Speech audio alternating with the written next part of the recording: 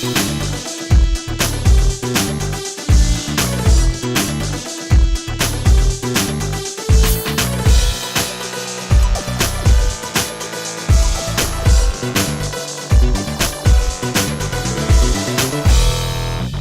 and welcome to the Computer Game Show. My name's David Turner. I'm here with Sean Bell. Hello. Matt Murray is here. Hello. James Farley is here. Yep. Now it's been the biggest week in computer games since E3, I think. Really? It's been quite games come out. And actually the chatter about the game has been quite intense this week. It's been getting more and more interesting. There's something that I need to confess as well, because last week we had a bit of a discussion about embargoes and the fact that the press weren't getting a copy of No Man's Sky for release. Like they couldn't review it in time for it being released, and there was a bit of discussion with whether that's fair or not, and how publishers should deal with that sort of stuff. And the confession is that I cut 20 minutes of that discussion because we did kind of go, like, it didn't feel bad at the time, but like listening to it back, we went on and on and on without any conclusion. And I think it was one of those situations I wanted to bring it up and throw it out to the floor to see what everyone thought. And I think everyone was in the same boat as me. It's just thinking, I don't know how I feel about that.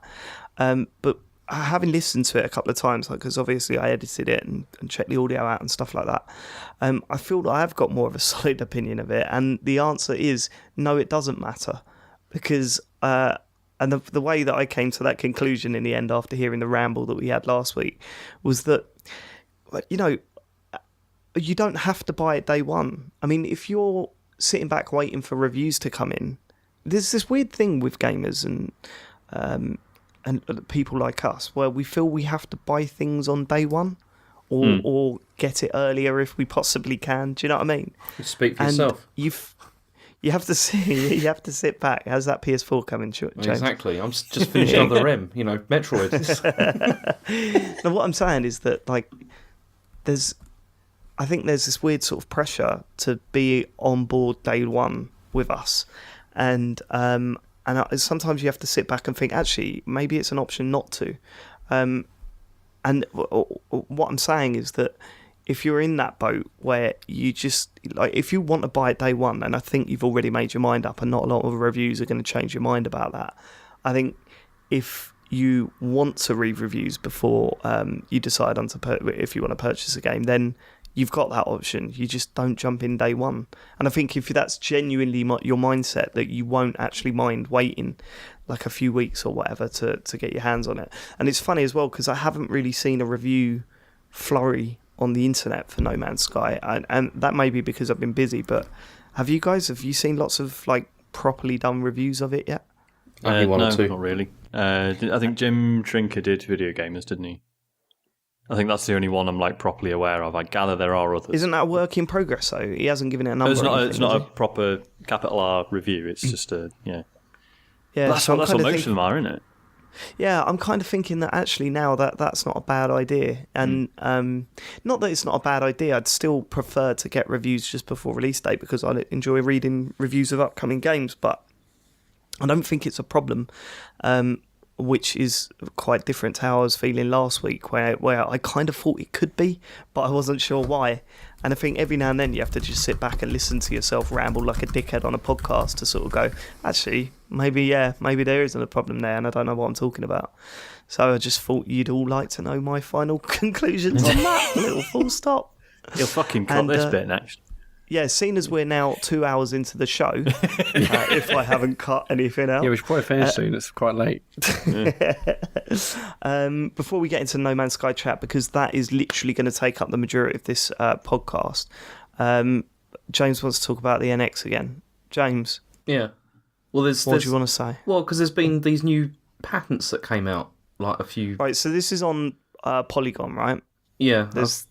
Well, they were the ones that we've seen report it. And they're patents for what? Gesture-based actions, or it's weird. It's like it's the sort of the unit, and then also with like a controller thing that you can stick on the side, which is what we expected. And okay, so what does it tell us? Well, there's also this gesture thing as well, which is like you can wave at it and things. which is I don't think anyone's talked about that before.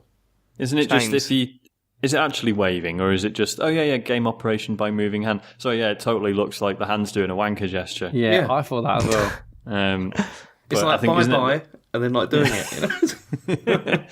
But isn't James, does this mean that Kinect is coming to the NX? Is that what you're saying? Well, this is my nightmare. This is like the nightmare scenario. Is that could happen? You know, This is threat level 1, isn't it? there'll This be is like the a big massive time. power brick with it as well. You know, like to plug it in. Cortana. Not understanding what you say every 5 minutes. Yeah, I don't I know. don't get it, because it seems to... The way this diagram shows it is that basically it turns on by... Like, you just hold it and it turns on. And then it seems to imply that it turns off when you take your hand off it, but then it also says you can use your hand to do gestures. Yeah, surely if you're it kind of indicated that you can hold it in one hand, like with the controller bit, and then use gestures with the other one, which just sounds really weird. Shit. Yeah. Yeah. I just don't know what to make of it at all, because it just looks really, really odd. How legitimate do you think this is? It's a patent. I mean, it's so. It's that means patents shit. and it'll be legitimate. It's just whether or not this is the one that is actually the Yeah. thing. Because I mean, they file all sorts of shit, don't they? That never gets used. Yeah, so. that's what I'm saying. They patent this stuff just in case they want to implement it in the future or whatever. This isn't sort of any sort of confirmation that this stuff is going to be in the NX. It's just maybe it's some ideas that they want to make sure they've got legally tied up before they crack on. One of the things I thought about with this, though, is that if you can use this without that thing attached, does that mean that you can use like the NX tablet or whatever we're going to call it, like on its own without a controller at all, and just use gestures? It's possible, Possibly. yeah. See why not? But then how does that work when it's connected to the telly? Yeah. Maybe it still does. Maybe if you put it near it, you can like wave at it and stuff. You know. I just I don't believe this. If I'm totally honest, like I believe that obviously they filed the patent or whatever. I mean, it'd be weird if you're pretty much just making up stories like that. But I don't think they're going to go down this road. It seems completely different to all the other stuff we've heard about it. You know what I mean? If that stuff on Eurogamer was legit and coming from the sources that they were, I mean, Eurogamer had better be bloody reliant on their sources to sort of report the way they did the other week. No, but it backs it up, doesn't it? It backs it up that there is like controllers that are attached to the side of the tablet device. But don't you think the gesture stuff would be in that original Eurogamer article? Well, I guess it depends what their sources know or don't know. I mean, obviously currently the Wii U controller has a camera in it, so it's not outside the realms of possibility that the new one will also have a camera. I mean, the gestures certainly seem weird, but I mean, everyone's patenting everything just in case, really. Yeah, I think this backs up what Eurogamer said, especially with the whole detachable controllers thing. You know what they might do? Maybe, David, they're going to re-release Mario Galaxy, but instead of waggle, you're going to be waving at it instead. So you'll still love it. What I'm saying is that what does this patent do that the Kinect doesn't? What are they like? I mean, you can't patent gestures, can you? That's ridiculous. So what is this actually? Have you actually read this, James, or have you just stuck a link in the thing? No, I've read it. It's just all it's got those pictures which just show these gestures, but it doesn't really explain like exactly what the point of those is because no one knows yet, do we? It's bloody I'm asking Polygon, you to as speculate. always. Like, a camera housed on the handheld system would capture gesture information from a player's hand to control a game. That's the sort of new technology that Nintendo is known for when introducing a new system. It's just Kinect. Yeah, it is. It really is. So it must be something different. Like it can't just be what we see as Kinect. Like it makes no sense. And the example that they've given on the little diagrams there is controlling Mario with your hand. I mean, that is literally that Kinect racing game, and it was fucking terrible. Yeah. So I don't understand maybe what Nintendo. Maybe Nintendo have looked at Kinect and been just like, that looks amazing, and then they've just like copied it. I think there is a little bit of scope in this sort of stuff though for very young children. You do see things differently, like when that happens. You know, I don't want to keep bringing that shit up. Like I know I've been a nightmare with that recently, but there are times where I just think, oh, wouldn't it be funny if there was something that Harry could actually control properly by not having to deal with buttons and sticks and stuff. I guess what you're trying to say is, what if Harry was the controller? yeah. No, it's like that is essentially a Wii, isn't it? But that worked better than Kinect. And that I don't. Yeah, this is all we're talking nonsense. We don't know enough about this, do we? There's not enough information here to make any sort of informed decision. Or No, I mean, welcome to the internet. Yeah, it's part of the fun. It's part of the fun is just like randomly just reading this stuff and then just being like, what could that be? You know. No, it isn't. What could that be? Yeah, that should be a regular next rumour segment from James this week's Farley. show. Apparently, they said the NX is not going to be the colour black. It's going to be a different colour. What could that be? Coming up next on James Farley's podcast. We've been over What this is this? before, David. Do you remember the cartridges thing? You ripped the piss about that. And then I bet, like, further down the line when they unveil this and it's all like gesture controls and stuff, I'll have to play this back to you again. You know, No, do you not? This is what's beautiful about you, James. You're not even listening to what I'm saying and reacting to what I'm saying here. You think that I'm saying that this isn't going to happen. I'm not saying that this isn't going to happen. I'm saying that we've got nothing to fucking go on. How you're on a podcast, mate. You need to bring up subjects that people can have informed and interesting discussions on. That's complete bollocks. That's total bollocks. You talk about rubbish all the time. Like what? Last week, except for last week. We did an entire E3 podcast about stuff that wasn't true. It's like... Yeah. That was good. That was good. But where are we going to go with this? That's what I'm asking you. What's the Okay, so what you're saying, David, is that we're not... You're basically saying that we're not allowed to have any conversations about anything that is rumour. Everything's got to be exactly right, so then you can have this, like, perfect opinion in your head that you've already, like, decided what it is. Is that what you're saying? James, what I'm saying is if you're bringing something like this to the table, right, bring something more to back it up than what could that be? It's a pattern. It's got... You can have a look and then decide what do you think they could do with that. So tell me, what do you think they're going to do with that? I think they're going to get you to wave at Mario. That's probably what's going to happen. Fucking brilliant. Oh, what? This is great. We are the computer game show you're listening to. The time is, whatever time it is you're listening to this. And coming up next, James Farley asks what else something else could be. So James. I forgot we're not allowed to discuss, like, we're not allowed to discuss rumours or speculation. Go on. Have you been on the gaff thread that this links to? No. Because there's some really interesting stuff here where it talks about all the other control systems that are linked to this device. And one of them is called the attitude detection section. Right, can I stop you there? Look, before we move on with that, Matt, when did you see this article been posted in a Google Doc? Who, me? Yeah. About 90 seconds ago. Right. That's and bullshit. That's absolute bullshit. I posted this morning. You can check the thing on here. And you've instantly come up with more to the table than James has, the guy that submitted this discussion. What are you talking about? Oh, he's gone, look, have you seen all the gaff thread? Look what they're talking about. Oh, what do you think? That's better than, here's a link. What could that be?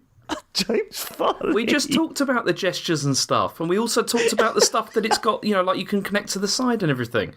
You're just trying to start an argument here. It's nonsense. If you guys go into Google Doc, I'll put a link to the image. Right, or not, it's fine. No, I'm just reading the actual application. The language they use is absolutely nuts. Mm-hmm. Well, it's Japanese, isn't it? How are you going to get any of that? Understand any of that stuff? An example accessory can be attached to an information processing device. Fine. The accessory includes a housing, a movable operation section, and a movable portion. What the fuck does that mean? Has this been given the patent, or have they just applied for it? Yeah, this is published. Yeah, it was filed January 2016. Filed, yeah, but has it been... Oh, hang on, yeah, patent application. This one that matches, but it says August 11th, 2016. So... Yeah, but is it pending, or is it... I don't think it's been accepted. It was just a few days ago. Good. Excellent. An inside of the housing is visible from an outside thereof through at least a portion thereof. At least a portion of the operation section is exposed on the outside of the housing. The movable portion is placed at a position inside the housing that is visible from the outside of the housing through the portion of the housing. This is the kind of shit that David wanted me to explain. So, you hang on, here we go.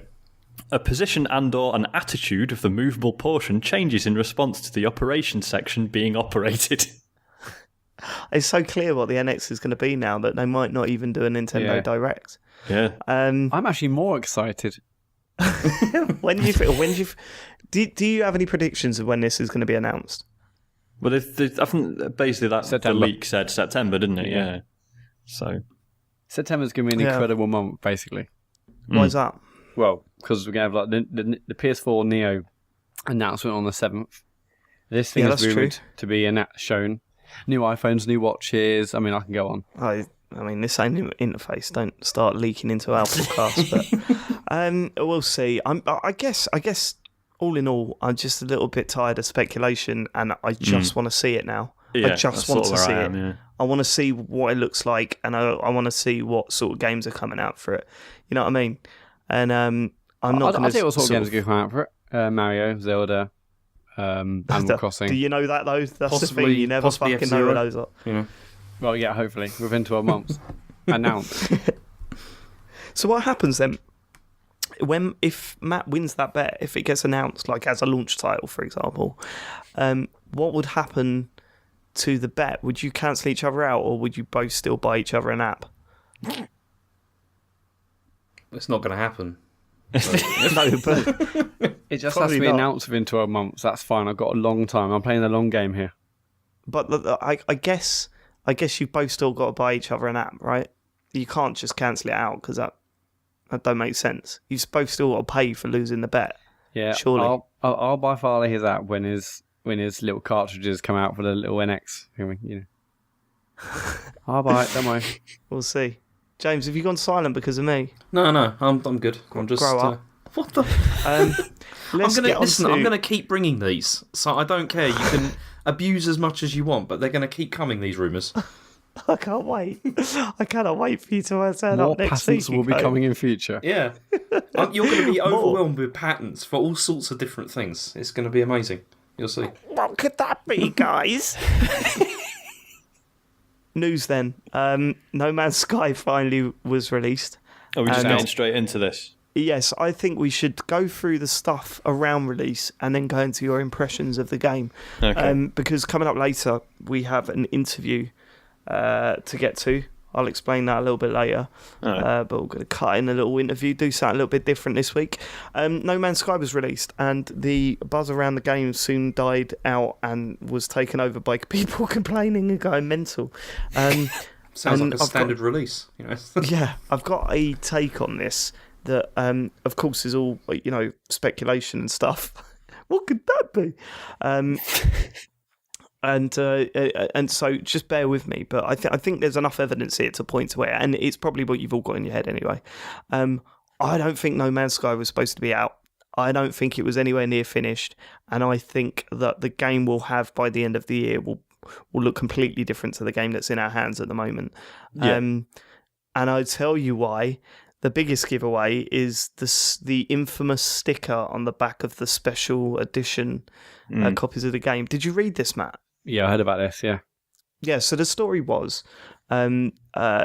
several times during the build-up to release, and usually towards the start of the year more than anything. The first time I'd heard it was on The Late Show in America, I think it was back in January, where Hello Games was showing off, what was his name, Sean Murray, right? Yeah. He was showing off No Man's Sky, and it was all very impressive, and Cole Bird turned around to him and said, are we able to see other players in this world? And he said, yes, but the world is so big, or the universe is so big, that the chances of two people meeting is very, very small and very unlikely to happen. Then there were a few comments just before release from Sean on Twitter saying, don't expect this to be a multiplayer game. It's not a multiplayer game. The chances of you seeing another person in the universe, because of the size of it and the mass scale, is very, very, very minute that you'll ever get to see someone else. And we've got, of course, on the second day, because, gamers see that as a challenge more than anything else. Second day, two people come together on one planet and don't see each other.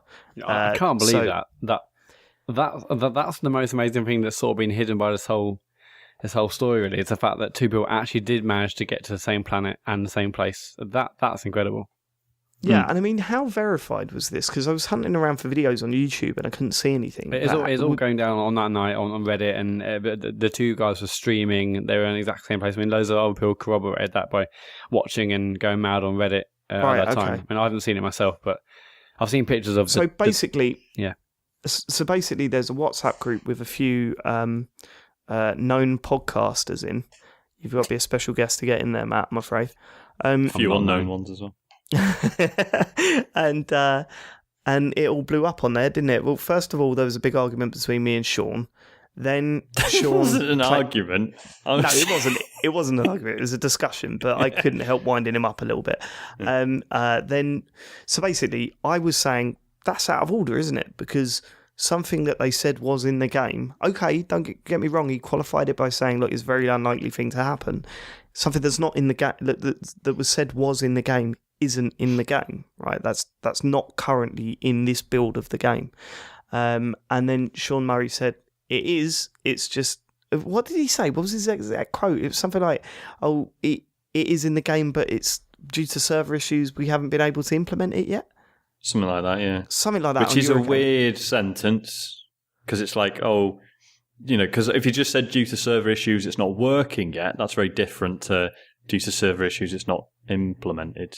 Yeah, so if that is and that's even if he did say that. I'm totally paraphrasing there. No. And then, of course, the PC version came out. Did it release on Friday, right? Yes. So it's already been mined to shit. All the assets have been pulled to pieces, and they found what they believe to be the character model that you're playing as. Because the other thing that was mentioned a few times is that you'll never be able to see the character you're playing as. The only way you will get to see what they look like is by meeting someone else in the universe and seeing what you look like on their screen. So they believe they found a character model in there that was supposed to represent the character you're controlling. However, there is no coding or any mention of multiplayer in those system files. And that's when you go, right, okay, so it isn't in this build of the game. It isn't what's on the disc. It isn't what's currently being downloaded in the patch. It's not there. There is literally no way that two players can meet up. And now there's a big argument broke out. Lots of people were defending Hello Games, and in fact, I'm actually defending Hello Games because I genuinely don't think they were lying to their audience, and I genuinely don't think they wanted to keep it from their audience. I've got a feeling that these interviews and these this stuff they do on TV, it all falls under marketing. And I think the main push from marketing was obviously it was funded by Sony because they were backing this project. And I kind of feel that they might have been silenced on that. And then going back to what I said at the beginning, then this whole sticker thing come out where the special edition of the game had a multiplayer online symbol on it, with a sticker stuck over it without that symbol on. And I don't know what the excuse was behind that they gave, or the explanation they gave, but I think it's clear to me that those boxes were obviously printed early on before any decision was made on that sort of stuff. So here's what I'm thinking. Hello Games wanted that side of the game in it. They weren't able to get it done because, as I said, that must be an incredibly difficult thing to do. Millions of people playing around this universe. How the fuck do you get them on the same server or connect in any way to see each other? It must be so difficult to do. Even Destiny sections off portions of their world into different servers, and it's nowhere near as smooth as it needs to be when characters are meeting up and stuff like that. I think they wanted it in the game. They haven't been able to make it, and their hands have been tied about what they can say about it and how to defend themselves. That's my take on it. That's what I think has happened. And if that's the case, that's helping no one, because it makes Hello Games look fucking awful when they shouldn't be. And it makes the gamers pissed off because they feel lied to. That maybe they don't even give a shit that there's multiplayer in it, but it's the fact that they said there was, they've bought it, and it isn't, is kind of like, hold on, what the fuck? What the fuck's going on here? What do you think? Sean, what was your take on it?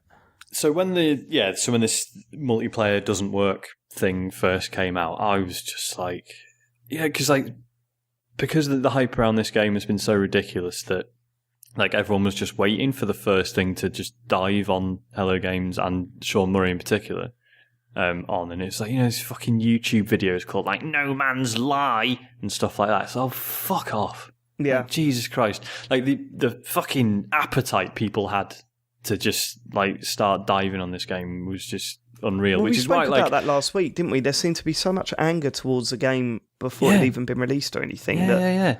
So one little thing might have tipped people off, Yeah, so when this story first came out, I was just like, look, it's the servers are getting fucked. Like even now, if you play the game, it's like if you actually look at you press the options button and the menu comes up, you're not actually connected half the time. I assume your connection is just dropping in and out, but it just doesn't really matter for the most part. So I was just like, yeah, well, fuck it. Like, obviously the servers are just being weird. Like, you know, the example I gave was like, you know, like try and like actually play with a specific other player in Dark Souls, for fuck's sake. Like, that's just the way some of these games are made. It's just like, yeah, two people might have arrived on the same planet, but the servers have gone a bit weird and they've not matched up and they've not synchronized and like whatever. Yeah. Basically. Yeah, because the main thrust of the discussion we had was this is one instance. We don't know if this is you know, a proper problem or if it's just that it hasn't connected for those people at that time because the servers are getting hammered, right? Exactly, yeah. But yeah, like as time has gone on, it's becoming increasingly clear that maybe that functionality just isn't in the game. Which, I mean, as I said initially, like personally, makes no difference to me. Yeah. But yeah, I do understand that, you know, poor Sean Murray's been wheeled out repeatedly for the last 4 years to talk about this game. And yeah, if he said stuff, I mean, I think that is part of the problem, isn't it? Is they've been very transparent about the whole thing. I think. Well, they haven't been transparent about it. No, I think they've been too transparent because I think they've talked too much in the process of making it about things they want to put in. Oh, I see what you're saying. This is like a whole like the Molyneux kind of thing, isn't it? Yeah, it's just saying basically too much. But then again, I don't know how much of that is them. Like, I genuinely don't think that they would say that. How do I put this? I don't think that they wanted to release the game in this state. They couldn't have done. There's so much in there, and there's so many problems with it in its current form that you kind of think they must be infuriated because this was a vision of theirs and something that they've worked on for years and years and years. And for it to get off to a shaky start it's got to be gutting. It's got to be gutting. So then, who forced them to release then?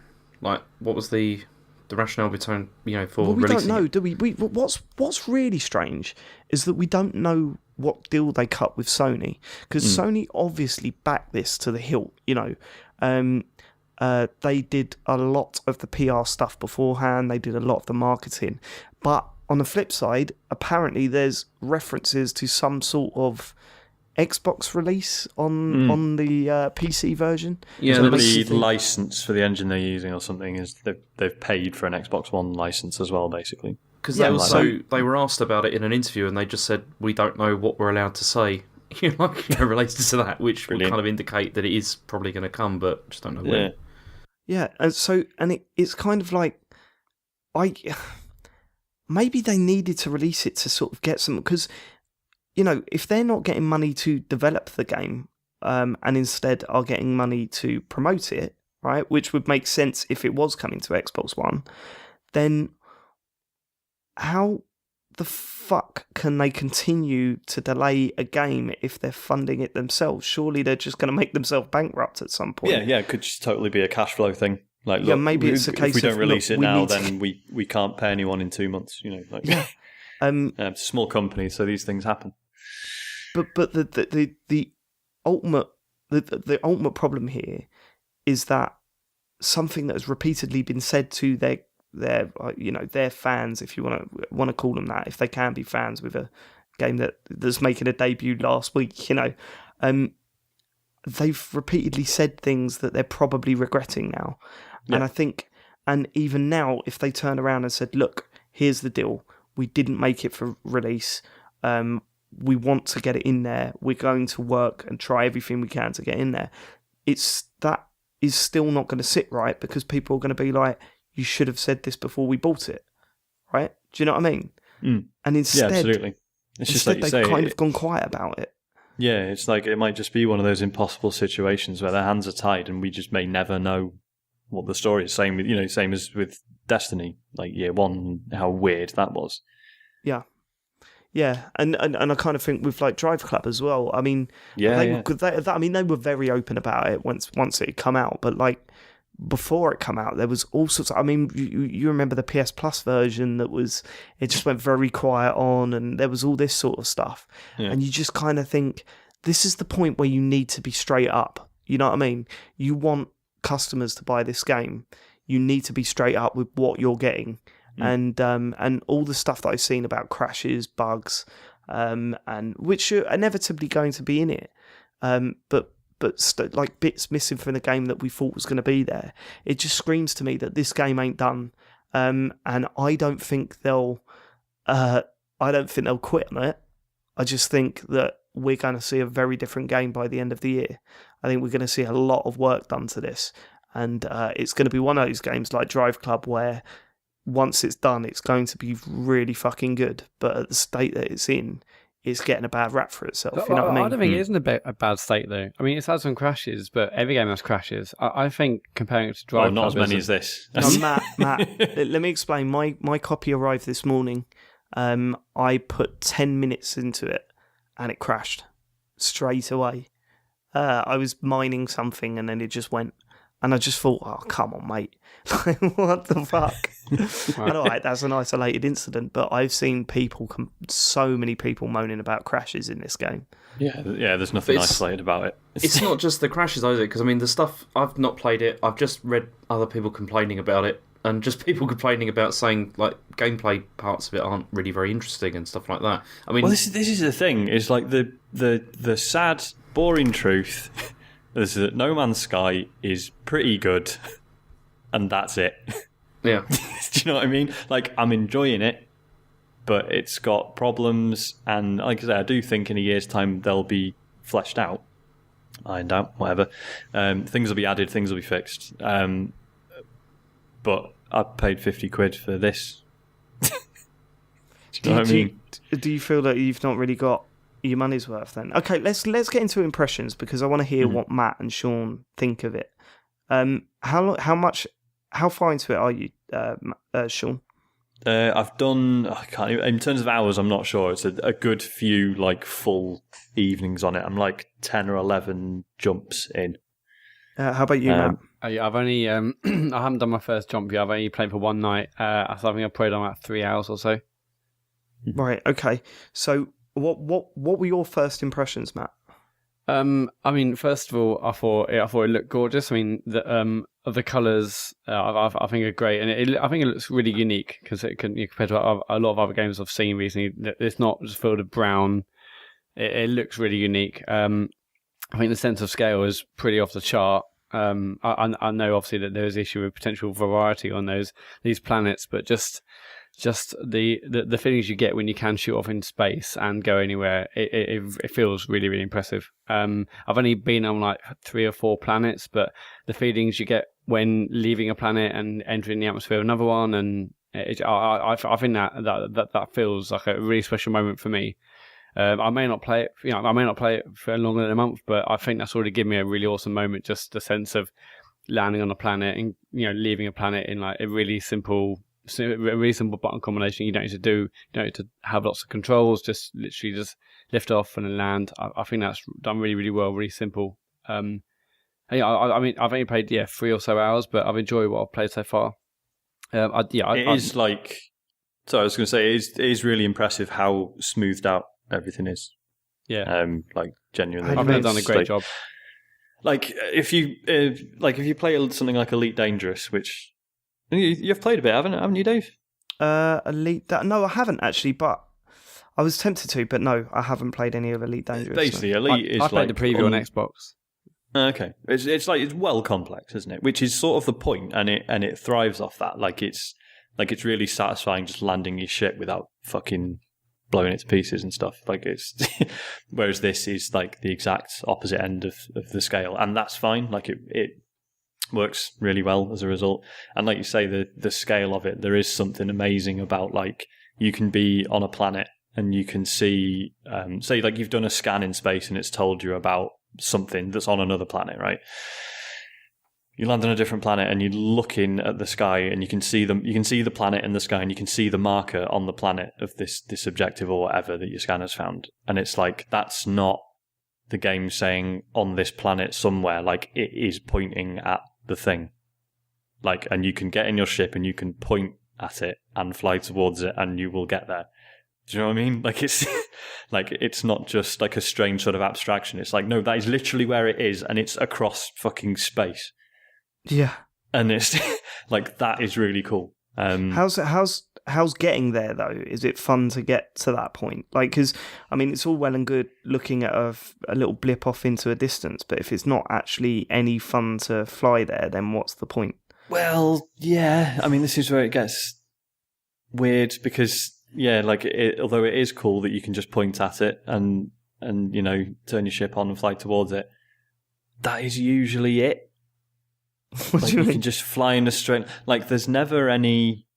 You never really have to navigate to anything. Like, whether you're in the ship or whether you're on foot. Like everything's so smoothed out that, like, yeah, if you're in space, you point at the icon and you press your boost buttons, and that, you know, in 30 seconds you'll be there. And when you're on foot on a planet, like, they've obviously reined in the algorithms a bit that generate the planets so that nothing, like, there's never anything that's completely impassable. Like, so there's never, you know, you never, like, land on a planet and be like, holy shit, there's the Grand Canyon or whatever. It's all just sort of wavy hills and, like, the occasional cliff. But you can just sort of fly up cliffs anyway with your jetpack, because it doesn't, like, your jetpack has, like, limited uses, but if you're just climbing up a wall, it doesn't deplete. You can just keep going infinitely.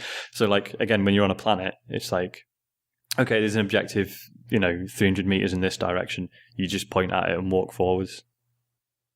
Right. Like, there's no like, well, shit, there's a cliff here, or there's a river here, and I need to get around this mountain or this valley or anything. It's just, I just walk towards it. It's fine.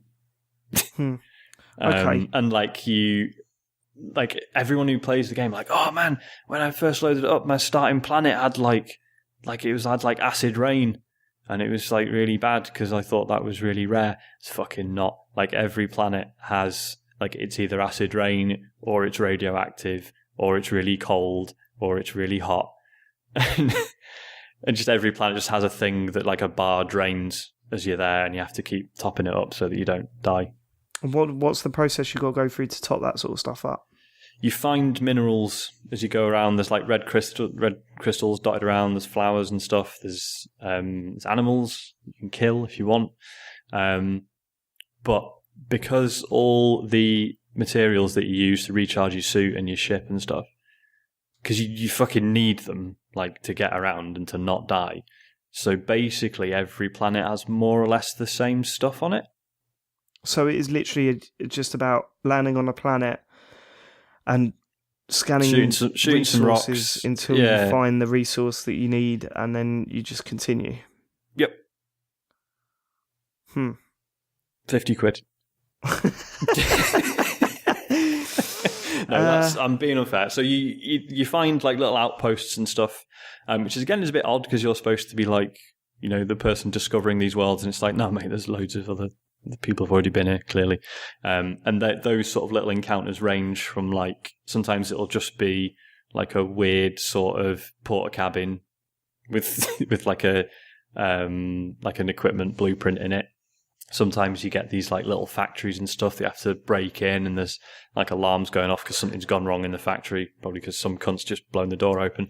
And you have to, like, do a little puzzle and solve that. Sometimes you get, you'll sort of find, like, distress signals where, like, a ship's crashed, and that's sort of one of the ways you can get a new ship. And that's quite cool because you just sort of show up and, like, the ship will just be crashed in the ground, and then you have to open up, like, its inventory, and you can see which of its systems are fucked. And you've got to figure out how to get the resources together to fix it and stuff. That can be quite fun. But yeah, there's a lot of just traveling about. Like, you very quickly realize that, like, the planets are just sort of disposable. Like, I mean, I must have seen sort of 20 to 25 planets now. There's been maybe 3 that I've genuinely really loved and wanted to just hang around there. But I've had to be like, look, no, this isn't the game. I need to just fuck off. But most of them, you just get there and you're like, right, planet, where's the plutonium? Good, got some of that. Bit boring. I'm going to leave. What's the sort of aerial combat like? It's not brilliant. It's just sort of really basic. When flight sims, you just chasing little markers on your HUD half the time. Yeah, and you're just spinning around constantly. A lot of that. One of the things is occasionally there'll be massive fleets of big capital ships or freighters and stuff, and there'll be a distress signal because some pirates are attacking them. You're like, right, cool, I'll go and help them out. If you accidentally hit any of the massive ships that you're supposed to be protecting, they just fucking turn on you. And it's good. Is it easy to do that? Yeah, really easy. Because they're absolutely massive and you're just shooting little whizzy pirate ships that are flying around. And you just get lazy to fuck and you die. So I mean, I could go on, but I just like I say, I'm sick of people having a go at the game. But just because I'm not that they're wrong, I'm just sort of bored of hearing it. I'm bored of myself saying it. Before you started speaking, Sean, I still was really excited about this game because even all the criticism, it still looks really interesting to me. But you've made it really sound like not interesting got me down, Sean, and I like the game. This is the thing, right? If you just go in expecting something quite relaxing, it is pretty nice. I am enjoying it. I'm still playing it. But you're just constantly thinking why aren't the planets a bit more interesting, and why can't I get missions where it's some fucking robots have taken over this facility, go and fly to this planet and bomb them with your ship and then get out on foot and take out the rest of them, and just there's so much stuff and as Dave says, in a year's time I'm sure the game will be unrecognisable. I'm sure all the things that you might wish were in the game, they're already planned because they're such obvious inclusions. But yeah, 50 quid. It seems like a sticking point for you, the price, and considering over the weeks we've been saying, why are people complaining about the price? It's quite I don't want to be. Yeah, I don't want to be one of those people it's an indie game, it should be fucking 6 quid. No, that's bollocks. But yeah, I do feel a bit maybe I should have just waited. Yeah. So, Matt, can you relate to any of the stuff that Sean's saying at all? I can. I mean, again, so I've only played it for 3 hours. But I feel obviously there was so much hype about it. But it really is still in my mind, an indie game developed by 12 guys from Brighton or whatever. I don't know. I still feel it's hugely impressive for what they set out to do. Yes, it may not reach all the goals that we may be led to believe, or that we might have had in our heads, or that some trailers might have suggested.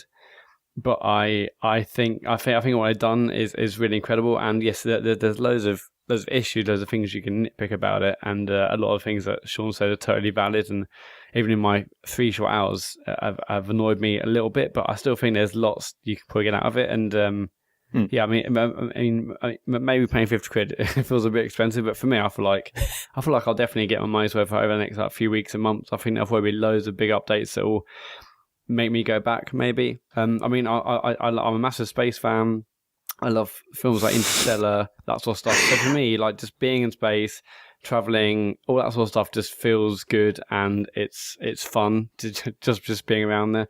Yes, I wish there was almost the GTA Bigfoot rumor or conspiracy where maybe you might find out someone went to a certain location and there was a rumor of seeing someone else on the planet, or maybe there's a hatch from Lost type thing on a certain planet. People are oh my god, hang on, have you heard if you go to this planet and do this sort of certain thing, there's a huge underground city? I don't know, there's loads of things that I would want, other mysteries. Yeah, but how can you do that? I don't know. I mean, there's many things they could add. So big. Yeah. I don't know how they could, but there's lots of things they could add to make it different and better. Absolutely, but I think it's well worth playing regardless. I don't think anyone should put off just because there are some issues. I think a lot of people can get a lot of things out of it, and for some people this will be their favourite game of all time. There's enough to keep some people going forever. I truly believe that. I'll definitely keep playing Can I it. just say something? Because the thing is, you're saying there's a couple of niggles, but then after what Sean said, it just sounds really boring. And surely, as a game, that's a bit of a problem. Like, if it's not really very interesting to play, like it's not... I mean, it depends who you talk to. Like I say, it depends. If like you sort of describe it, and you sort of when you're sort of describing like what you actually do, it's like, oh god, that does sound bollocks. But I am enjoying just flying around and pottering about planets, and like even if some of them are boring, like you just sort of like it's such a non-issue to just land and be like, I don't really like it here. I'm going to get back in my ship and fuck off. You can just do that, and that's pretty amazing. See, because can you though? Because the stuff that I've heard, you need certain items to just take off, right? You do, but they're like I say, they're everywhere, which is handy, but also. And can you build up to the point where you don't need to do that for a long while? Yeah, I mean, I think like basically gathering like a bit of plutonium, and like fully charging up your takeoff thrusters that gets you like 4 takeoffs, I believe. Yeah, you can also collect stuff whilst in space. You can shoot asteroids, and they give you materials to keep going further on. Yeah. Right. I don't know. I just. I think if you kind of not what I was expecting, any game can be boring as fuck. Yeah, I know, but what I'm saying is that like this doesn't sound really like what I was expecting, and what you said there, Matt, about hey, I wanted a game where, you know, suddenly the internet will be filled with some incredible little Easter eggs and random things that people have come across. And I must admit, like, today is the first time I've seen a few really cool things, like animals that are just so weird through this algorithm of putting these animals together, whatever they use to put them together and decide what bits go where. I thought that was pretty cool, but I was expecting, like, I don't know, weird oasis like an oasis to be discovered somewhere. You know what I mean? Like some sort of a tropical paradise or amazing vistas and stuff like that. And there's been a couple, but they've all looked pretty similar. And the universe is so big and it's such a pain in the ass to get around that there's no like, you know, like if you find an amazing world, there's no like, oi lads, fucking get yourselves over I was here. about It's to say amazing. exactly the same thing. Yeah. You can see some amazing stuff, but it's not like I think it's Starbound, where every planet has a coordinate, and you can just say, "Hey, I found something amazing. Come to these coordinates." Even if like I don't see Sean, I can still say, "Sean, go to these coordinates." You can go to that planet and see the cool stuff, or collect all the gold. It doesn't have that. God, that would be so good, wouldn't it? To send coordinates to other people so that they can see this sort of shit I'm themselves. not asking for me, Sean, to meet up and you know play together, because that's clearly something that right now he can't do. But the ability to send a location or to share a location somehow, I think that would be pretty awesome. God, man, I've got loads of things I want them to do in the future, and they could do. Well, let's hear a couple. Well, maybe sending coordinates would be a cool one.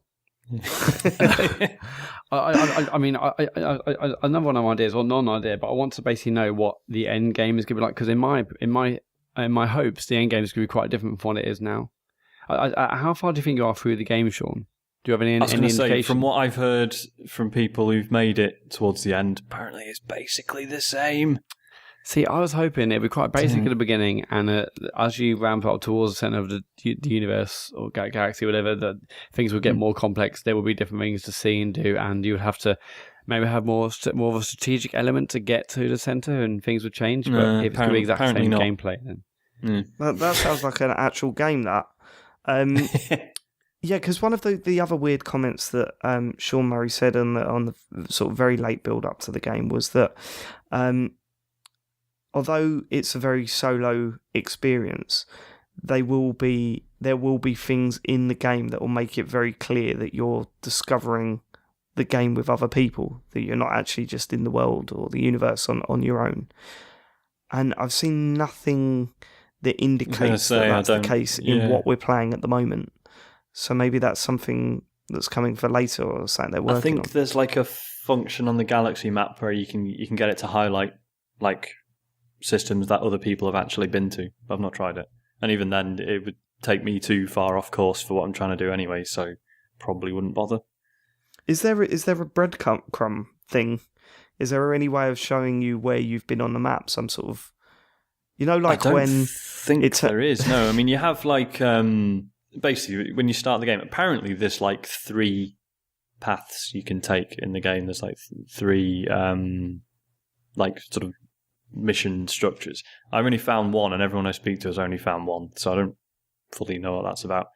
But yeah, basically there's this thing called Atlas, which is something about unraveling the secrets of the galaxy, and it's just like basically you're sort of traveling from system to system, and you're just trying to find these like big Atlas stations, which then help you on your way. So I'm just following that at the moment. Basically, there's that, and then there's, I think, like trying to just get to the center of the universe is supposed to be like another path that you can follow, but there's no actual missions for it or anything. It's just get on with it.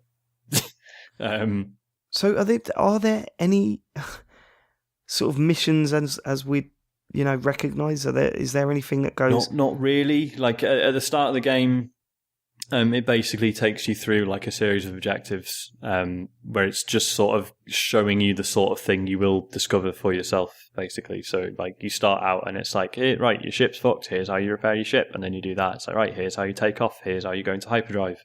And then you're in the next system. It's like, oh, there's a distress signal over here. Why don't you go have a look? Oh, it's a much better ship. And it just sort of takes you through the sort of things you'll just be doing by yourself for the rest of the game. But that's, other than that, it's like, oh yeah, get to this system that's like 4 or 5 jumps away.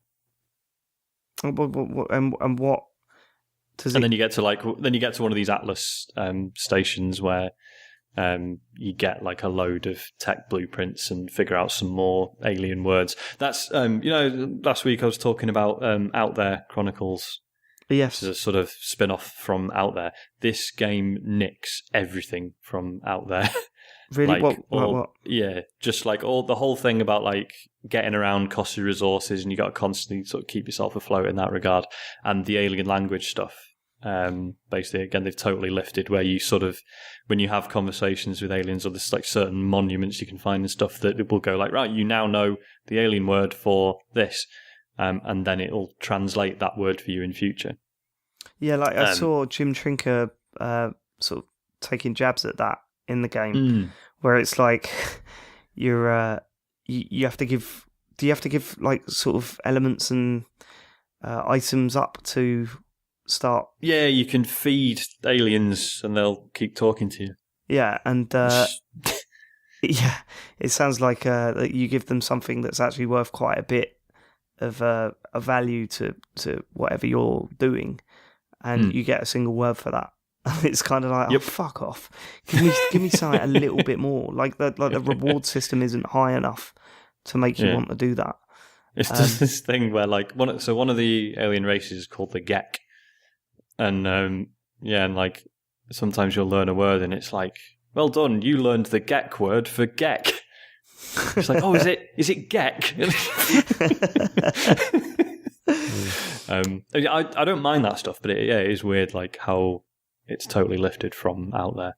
Well, and do you see the benefit of that? Like, sorry. Do you see the benefit of that? Like, have you come across a sentence that someone said and just gone, oh wow, cool? I would never have guessed that they were talking about. Kind of. It's mostly like a puzzle thing. Like, basically, you'll go to an alien and they say like their suit's fucked because it's taken damage or something, or they're starving because they've not got any food, and they'll just say to you what they want in their language.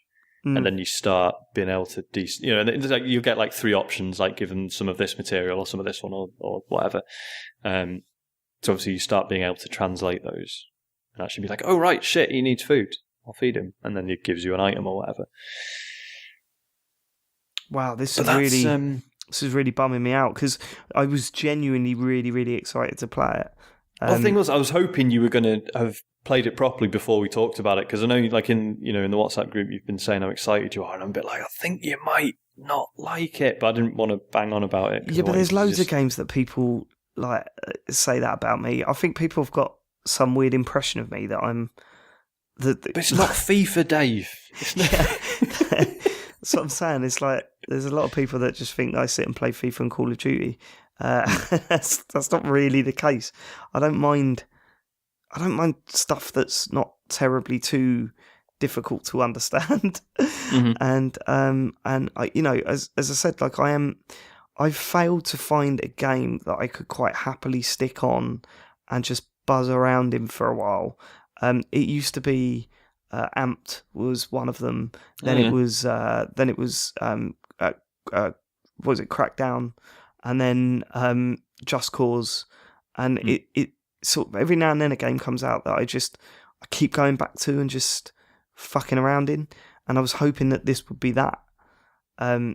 That is basically the niche that it fills. So if that's what you're after, like it is just a really nice. Like a lot of people have said, oh, like it's my new favorite game for when I'm listening to podcasts. I like it because it's something I can stick on and not like ignore the wife. It's just I can play it and be in the room at the same time. Like on that level, I'm really enjoying it. Yeah, I'm definitely eager to go back to it, and I'm excited to do it. I've been busy; I haven't really had a chance to. But I mean, I generally think this will be some people's favorite game of all time. Like, I know Sean's picked up loads of issues with it, and a lot of them are true. But don't know that anyone's listening to this. I think it's still worth giving it a go. I think they'll still give some good moments. Listen to Sean. Ignore Sean Bell, everyone. Show, mate. I think it's still worth. I'm really interested to see what you say next week, Dave. Because you could love it. I mean, I guess I can't really say I've played enough to really give a conclusive view. But from what I played, I've enjoyed it, and I'm definitely good to see more. And 6 months time, who knows what his game could be like. No, absolutely. Like I'm fully prepared that in a year's time this will be like one of my favorite games ever. I mean, I keep coming back to it, but look at Destiny. Yeah. These things happen. And James earlier said that this sounds boring. I mean, in Destiny, I've lost counting amount of hours. Like I've played just collecting, all the materials in that game, and like shooting the same enemies and doing the same things over and over and over and over and over again for like tens and tens of hours, and I was still enjoying but you can't really compare, can you? Because the gameplay is just so fucking good in that game. If you said, okay, so in this game called Destiny, you basically go around and you collect plants. And you can use like 7,000 plants to like do something else. It sounds boring, but if that gameplay makes you feel good and you enjoy it, then it doesn't matter how boring it sounds. If you enjoy it, you enjoy it. And I thought that's definitely elements of this. That's different though, Matt. I don't think you can make that comparison because I'm not directly comparing. You describe any game, and if you describe it black and white, it could sound boring, but that doesn't mean people aren't going to get enjoyment out of it. No, absolutely. But by the sounds of it, the stuff that's making it boring is not just trivializing things that are in the game. It's actually that there's not enough to really sink your teeth into. Oh yeah, so I think there's still a valid criticism. It's it's not very entertaining to play, and you could get as you say, you could turn around and say about Titanfall, all you do is you run about shooting people, and but then that doesn't really work because the gameplay is so fucking good that. Stuff I certainly wouldn't compare Titanfall, but no, I don't know. I'm really disappointed about this because I hope it is good. I was planning to buy a PS4 for this game. Don't do that. I mean, buy a PS4, but not for this. What should he buy it for? I don't know. Bloodborne. Bloodborne is a good game.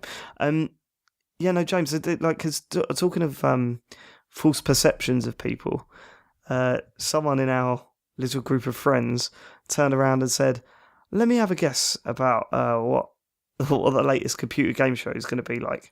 Matt absolutely loves No Man's Sky, and James absolutely hates it and despises it and can't wait to rag on it. And I said, "Actually, you're right about Matt, but James is almost buying a PlayStation 4 for it." What are you going to do? Are you going to go ahead with it? Where are you now? Are you back in England yet? No, I'm still in Switzerland at the moment. Right. Are you in a laundry cupboard? I am actually, yeah, and it's really hot. I want to open the window, but I can't because there's just constant traffic outside and you'll complain.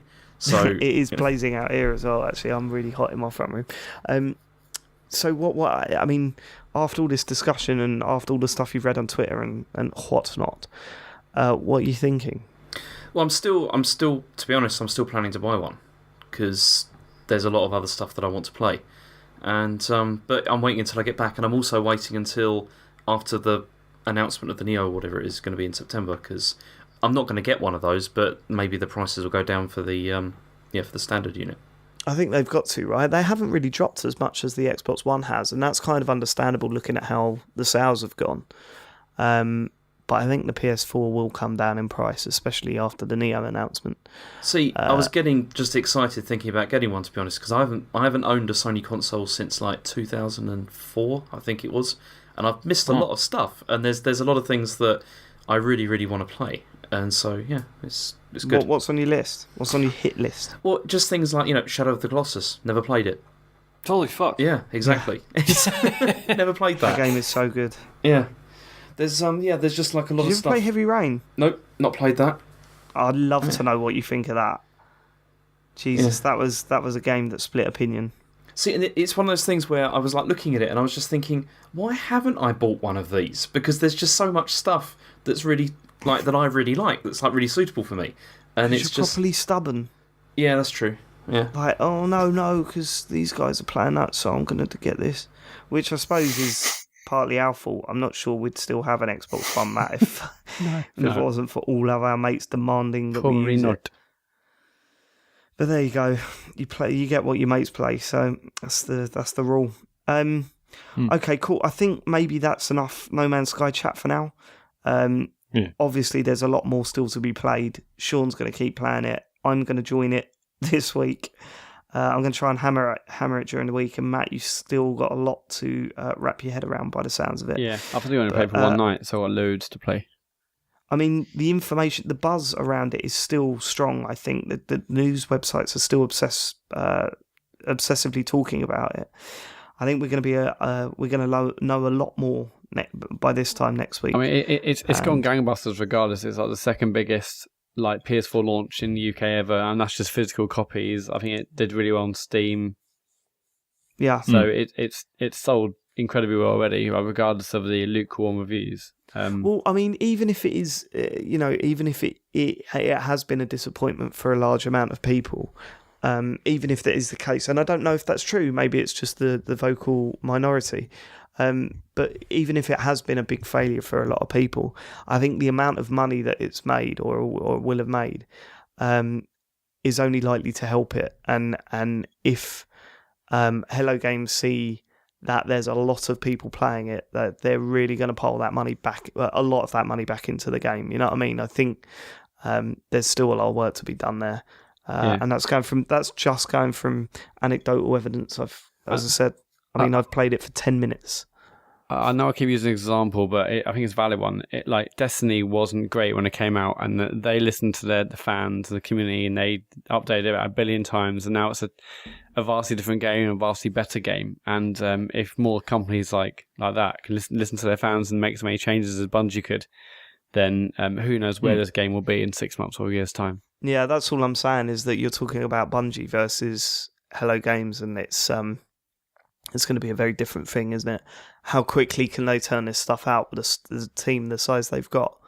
Their biggest asset might be their biggest downfall with this game. You just don't know. And we'll have to wait and see what sort of announcements they make in the next future. I think they've got to talk to their fans, haven't they, before the end of the week? I think there's a lot of people waiting for them to speak up a little bit. And they've got to say something eventually. So let's see. Right, okay. No Man's Sky is now put on the back burner until probably at least the questions section of the show. But maybe even until next week. We don't know. James, what have you been playing? I finished Metroid Other M. Okay, Matt, what have you... Sorry, no, go on. What did you think of it? Well, see, I say I finished it, but I haven't done... There's like an epilogue, which happens after the credits, but I can't face it, to be honest, to play. But... No, because that makes it sound... Well, I don't know, I just feel done with it at the moment, because it is actually quite a good game. It is quite a good game. If it didn't... You see, I just feel if it didn't have Metroid in the name, it wouldn't have been given so much abuse and people would remember it a lot more fondly. Because the combat system, although it's really simplistic, is really fun. But, yeah, as a Metroid game, obviously it doesn't work, and that's probably why it's got so much abuse. Sean, have you played this? I have, and I am basically, I'm the person that James is talking about. Because I like I tried to play it, and I was just like, "It's a fucking Metroid game," and I think I'd rented it, so I just fucking chucked it back in the post, which is shitty of me, because like I said, there's plenty of people who've just gone like, "No, if you just stop looking at it as a Metroid game, it's fine." It's like Star Fox Command on the DS. Any of you ever played that? See, that was also a pretty good game. It wasn't bad at all. It was, yeah. But if you had to go through that process of like stop thinking it's a Star Fox game, because if you treat it as a Star Fox game, it isn't one, and you just get annoyed, and that's stupid. So yeah, it's a similar thing. I mean, one of my regrets is not playing that Star Fox game on the GameCube. Was it Star Fox Adventures? it wasn't very good. Was it not very good? Well, there was a couple, wasn't there? There was the Star Fox Adventures, which originally wasn't meant to be a Star Fox game. It was and Dinosaur Planet. It was going to be, yeah. That's the one, yeah.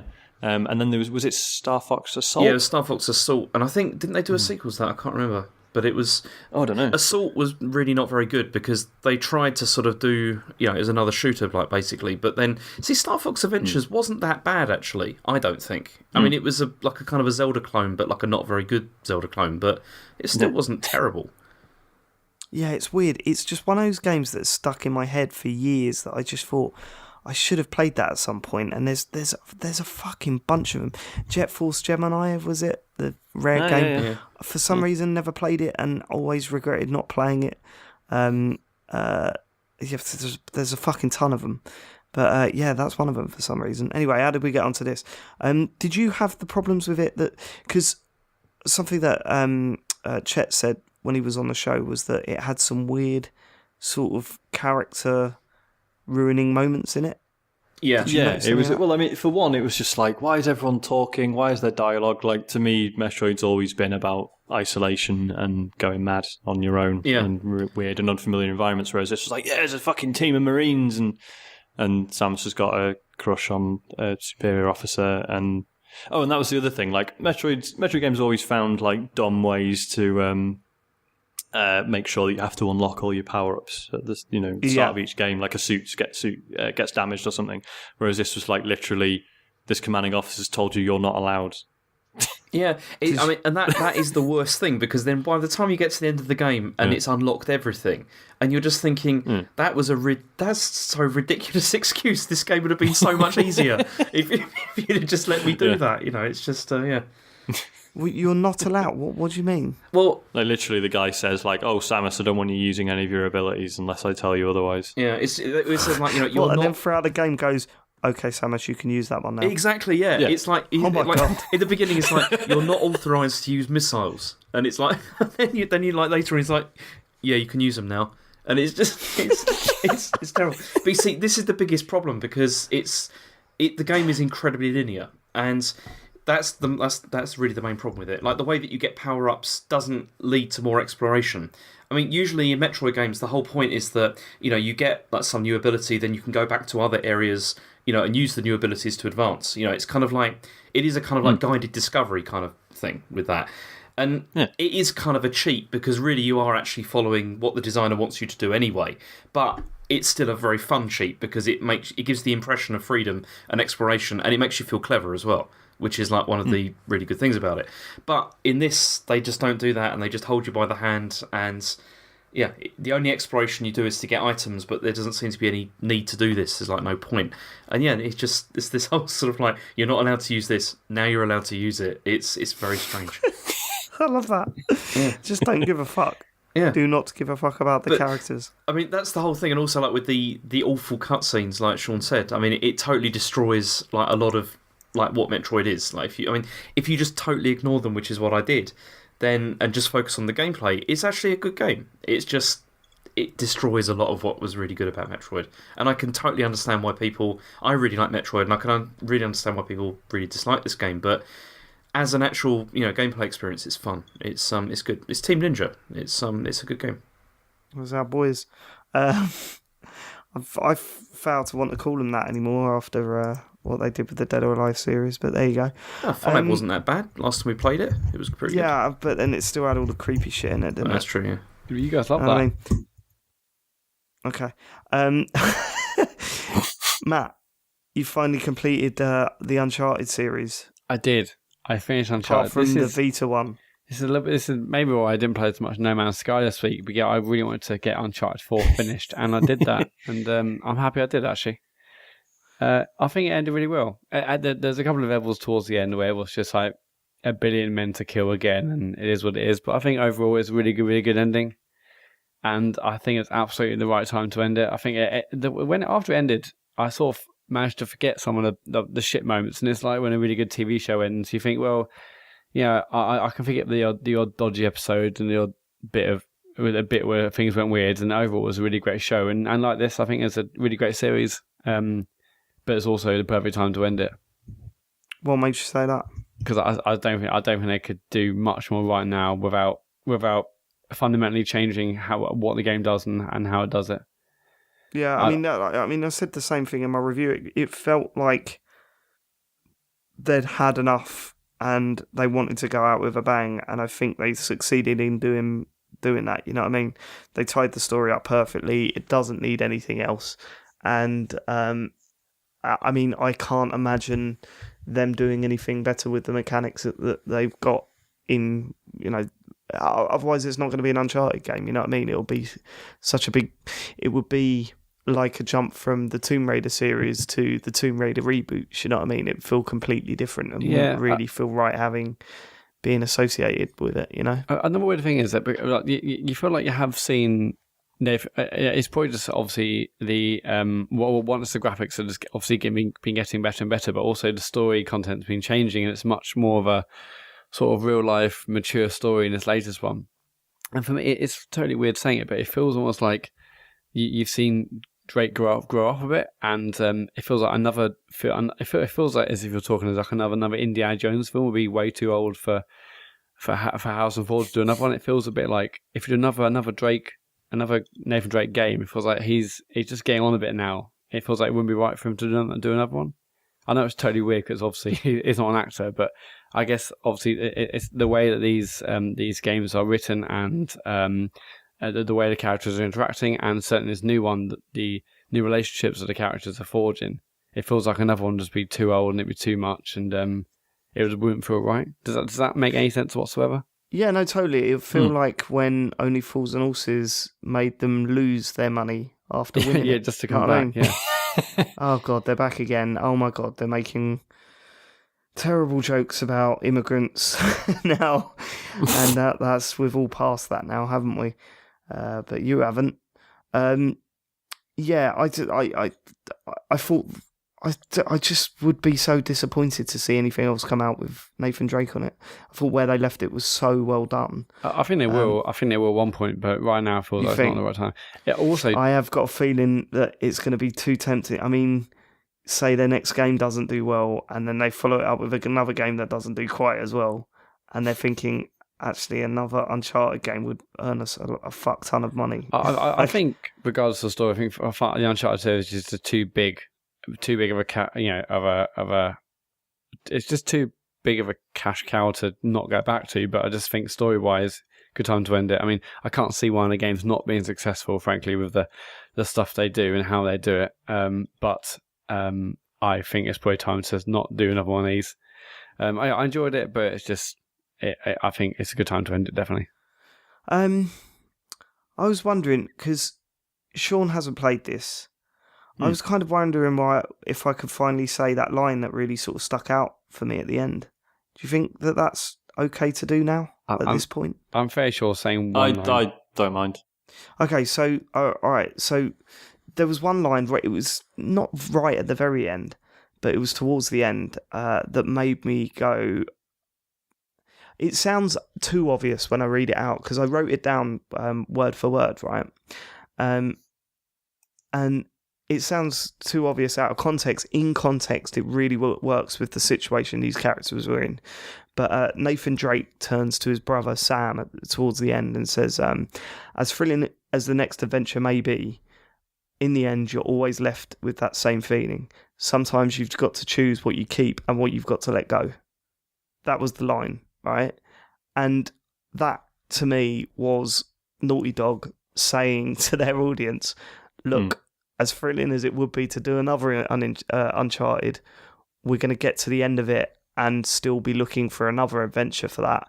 And sometimes you've got to sit back and say, look, we want to keep these franchises and we've got to let this one go now. And I was like, wow, what a fantastic way to just tie it up and explain to me why you want to move on from Uncharted and explain to me why you don't want to do anymore. And you've done it without it sticking out like a sore thumb. Because I've spoken to people that have also completed it and they're like, I didn't really pick up on that because it was really within the context of the story. And if there was planned Uncharted, it wouldn't, be out of place to be in this. But because I knew that this was, the ending to that series, that line sort of just hit me like a ton of bricks. And I kind of thought, hey, that's it then, isn't it? You're done with Uncharted. I feel kind of done with Uncharted. Let's look back on it as a fucking great series. That had a few ups and downs in it. Don't get me wrong. Like, as I said, I wasn't a massive fan of the third one, but I think what it was something that I remember as being one of these iconic computer game characters. Do you know what I mean? Yeah, and I that's actually cool. think that the last third of the game was one massive goodbye. There's loads of other lines you could have picked out there. Where it's it's about, it feels like it's the end of an adventure, and it could be the end of the last adventure. I think there was that line. There was that line when Nathan Drake. There was that line when Nathan Drake turned to who's his girlfriend? Elena, and said, "Do you know what, Elena? I just want to do another Last of Us. So coming 2017." yeah, and then he winks at the camera. And then plays on his PS1. Right, good. I'm glad you played that. I haven't really got much to say this week. I've kind of played the usual. I've got a few things that I just want to kind of point out. Rocket League now is my FIFA. I've realised that I've played FIFA a few times this week and thought, wow, this was a game that I would constantly play throughout the year whenever I was in that. When you hit those sort of weird weeks of limbo or a few weeks of limbo where you haven't got a game that you're focusing on and you're kind of like just putting time into games here and there and sort of touching on things. That was FIFA for me. It was kind of the solid, okay, I'm going to sit down and play an evening on FIFA because I've got nothing else to really play. And Rocket League has taken that place because, my God, that game has grabbed me again in a big way. Like literally every night this week I've stuck it on and just played like 4 or 5 games and then happily gone to bed, like having enjoyed my experience with it. And because it hasn't got any of the bullshit that comes along with those FIFA games where you're battering a team non-stop and lose 1-0 in a 90th minute because their plan magically run through your defence, it kind of like, it feels a lot more fair. So I don't get as angry with it. I still get angry with Rocket League. Like if one of my teammates has fucked up or if I've made a mistake that's cost us a goal, I still get disappointed and angry, but not on the scale of FIFA where I'm thinking the game is literally fucking me. So yeah, still playing Rocket League, and I will continue to do so, I think, for a very, very long time. Do you think there'll be a sequel? I don't know. I think they've created such a substantial platform as it is. Surely they can just keep feeding stuff into Rocket League. Like, is there any need for a sequel, really? I don't think that they can. What could you possibly bring to it other than making it look a little bit better? Do you know what I mean? Yeah, they just need to keep sort of drip feeding content in, and like, didn't they try to add a sort of basketball mode or something? Yeah, they've done that. I haven't really tried any of that stuff. They've also added a new arena that has like these raised platforms in them. But every time I start a level on that, I'm like, oh, no, why? I hate this one. You know what I mean? I've got a feeling that's like a sort of regular thing. I've got a feeling that'll be patched out of like the auto rotation thing at some point. But yeah, I can't see how they can make it better. And I say that they can improve the graphics. They don't need to. The graphics are fine. It looks fine. It's its own style. Yeah, so I don't know what they're going to do. And when I was playing it late on a Sunday night, there was over 1 million people online playing it. Still, you know what I mean? Like, it's still that big. Absolutely incredible. I played Mario 3D World a lot this week because Harry is obsessed with it at the moment, like constantly, or Mario Jumping as he calls it. And I found a tiny little thing that I never knew was in the game, because obviously he's getting to the point now where he wants to play, and he can't play. He just makes Mario jump off the side over and over and over again. It's fucking infuriating. But so I got a Wiimote. I forgot that you can actually play co-op, right? So I was trying that stuff out, and there's loads of little bits in that people probably have very rarely seen. So if you play co-op, as with all the recent Mario games, you're playing co-op, but you're also competing against each other. So you're trying to help each other to the end, but then when you get to the end, you want to be the one with the most points at the end, right? So I'm playing as Mario, and he's playing on the Wiimote with Luigi, and I get to the end. Obviously, I've got more points than him, because I'm better at games, clearly. And at the end, it comes up with a little podium. I'm higher up, so it gives me a crown. And in the next level, I've got a crown. But by this point, Harry's done with Luigi, and he wants to play as Mario. So we've got to swap controllers. And I just thought, oh, fuck, I haven't got my crown anymore. Harry's got it. So I do this thing where I jump on the other character's head because it cracks him up. And I accidentally pressed the Z button, and I did a ground pound onto Mario's head. The crown flew off, and I nicked it and put it on my head. And I just thought, I instantly smiled and just went, that's brilliant. Because I can imagine a bunch of, brothers and sisters playing that in a family home, and playing 4-player or 2-player or whatever. And someone showing off that they got the crown in the next thing, and all of a sudden you're all fighting over this stupid crown. Doesn't need to be there. No one would have batted an eyelid if that stuff wasn't in there. But that's what, that's that little bit of Nintendo magic that I love. Yeah, and I've played that with Rachel a lot. She really enjoys that, especially if she takes it off me. She thinks that's what I'm saying. It's fucking fantastic, and all that sort of stuff. At this stage, I just hope that Harry doesn't press jump, because what I want to do is carry him through a level. It's also added a new challenge for me in that game, so that's cheered me up a bit. But yeah, I'll pop a sort of a cat bell or whatever, and I'll have to pick him up and throw him into it. Or when we get to the end of the level, I have to carry him up those little steps and chuck him onto the flagpole and stuff like that. And we've been having a great time. That game is just too good. One of the best Marios. It's up there with the best Marios of all time for me. So good. And that stuff just adds to it, man. How fucking special that game is. And also, I played another level of Metal Gear Solid, another mission. Didn't go to plan. Everything went to shit very, very quickly. And that is on YouTube if you want to check out that little run there. Apparently there was a dog at the start. I was riding down the mountain on my horse, and everyone was going, "Go back, there's a dog." And I went, "Why?" "No, just go back, trust me, there's a dog." So I went back, and there was no dog there. I have no idea what they were talking about, but I think... No, I don't know. I can't remember, but I seem to remember the encounter with the dog was forced. I don't think it was optional. The dog's a big moment, Dave. There was a bit where what's his face? Who's the other guy? The guy with the blonde hair. Ocelot. Kaz. No, Ocelos. Oh, Ocelot. Ocelot. That's a fella. Apparently, He's got white hair. That's the one.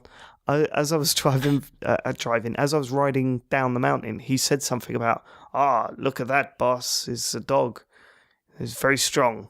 And I just completely ignored it and carried on. So okay. Saying, maybe I've just missed it. So yeah, I think I've missed it, and that dog is not in my game anymore. But amazing. Find out soon in a upcoming episode of Catching Up on our YouTube channel, Computer Game. Right. Should we get to the emails, or should we do the interview? What do you want to do? Interview. What do you reckon's better? Should we break it up with the interview and then do the emails? Break it up with the interview, yeah. I don't even know who the interview's with. Oh, did you not have access to the email? No. Okay. I've probably got access, I've just not actually logged in. I'm sure you've given me the details, I'm just lazy. Okay then, this is an interview where I talk to Shaz Yousaf of Honey Tribe Studios about their upcoming game, BFF or Die. Check it out.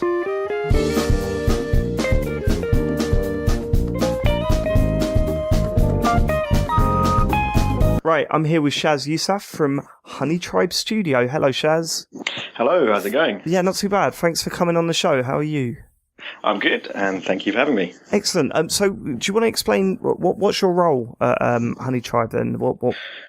Okay, so I've been releasing games under that name, Honey Tribe Studios, for about 5-6 years now. So the first one was called Honey Tribe. Yeah. So hence the name. We thought it'd be nice and simple to have one website instead of trying to have a company name and a game name separately. Was that a mobile game or? Yeah, it was a mobile game. It ended up it hit the top the free 100 charts one time in the UK. I think Germany and Italy or something. Was that the first thing you ever worked on in the gaming industry, or had you had some previous experience? No, that was the first. I mean, I'm self-taught. I just randomly decided, well, not completely randomly, but decided one day I'm going to start to make games because I grew up on games. I mean, I spent a really unhealthy amount of time playing computer games when I was a kid, from BBC, Commodore 64, consoles as well, Sega Master System, Amiga, PC, Super Nintendo, all the way up. So it's just been a very natural part of my life, really, since I was about 5. But then at what point did you want to go from being a player to a designer? I guess it was quite late in life, really. Most people start probably when they're about 18 or something, which is a good thing. But I didn't start, until I wasn't actually a so-called proper adult. And it was for personal reasons, and that it was kind of there was an impending breakup coming in my life, relationship breakup, and I thought I don't want to mope around making myself depressed. I want something to focus on so that I can, attempt to keep positive and just keep my mind focused on something creative. So I thought, fine, I'll learn how to make games. Yeah, that's got to be healthier than when James from our show had his breakup and he spent his whole time trying to unlock all the costumes in Dead or Alive 3, I think. Okay. So did you start with an idea for a game and then work towards achieving that, or did you say, right, I want to work on a game and then develop an idea from actually just learning how to do that? First, I decided on what tools I were going to use, actually. Yeah. And I was looking around on the internet and thinking, right, okay, I don't know how to program, I don't know how to code, but I want to be able to make something. And I was just looking about, and I found something called Game Salad, and just the trailer was so cool. It was just so exciting that it portrayed to you that you can just start making stuff now, and it will work, and it's a game, and whatever you want to make. And pretty much that's true. You can just start using it, and it's just English and maths. It has its own syntax, its own kind of programming language, and then behind the scenes it kind of converts that into a kind of normal kind of programming code for you. So I started with that, got on the forums, started reading how to do things, making little examples, and then just started making little demos and decided, right, I need to get an artist. So I got in touch with an old friend who's really good at art, and we kind of met up, kept going through lots of little demos, and then they said, actually, let's do this one, and decided on one of those demos, and then we decided on a bee theme, and kind of all progressed from there. So did you learn, was there anything that you took out of you took away from your first game that surprised you when it comes to working on a game rather than playing them? I guess actually it kind of sounds kind of stupid in a way, but I got it right. I'm going to clarify what I mean when I say that. In a way, it's okay. You can be smug. I'll let you be smug. I got something right about that first game, and then forgot about it, and then remembered it later, which is simplicity. Because in video games, it's very hard to be nuanced. It's very hard to be subtle. Yeah. So keeping with one thing and saying, right, I'm going to do this one thing well, rather than trying to do 10 different things, is a very good idea generally. And in the first one, I specifically said, okay, let's make something simple because, I've never made a game before, so I don't want to try and do something too complicated with the code. And then later on, I tried to do something a bit more complicated with the code, which again, it wasn't like massively complicated. This is by my own standards. And, it didn't turn out quite as well. And then was Santarama your next one? Santarama was it was another satirical game. That one, it was kind of a joke game that I took too seriously. So it only took about 10 days, but 10 days of intense, no sleep. Yeah. And that again, it was another kind of funny, let's point some obvious things about society that we all know are shit and just laugh at them. So you have real adverts that's at the bottom of the screen, and there's kids falling inside. There's Santarama. He's trying to lure the kids into the adverts and get them to buy things. Because that's all he wants for Christmas is to then spend all of their money, and you have to tap the kids to stop them falling in the adverts. So the funny thing about it was they were real adverts, so it says like Amazon, buy this, that, and the other, and there are kids falling in. If they fall in, you get a joke advert that comes up. That was just kind of like a quick 10-day project, but it turned out quite well. Yeah, but that sounds brilliant.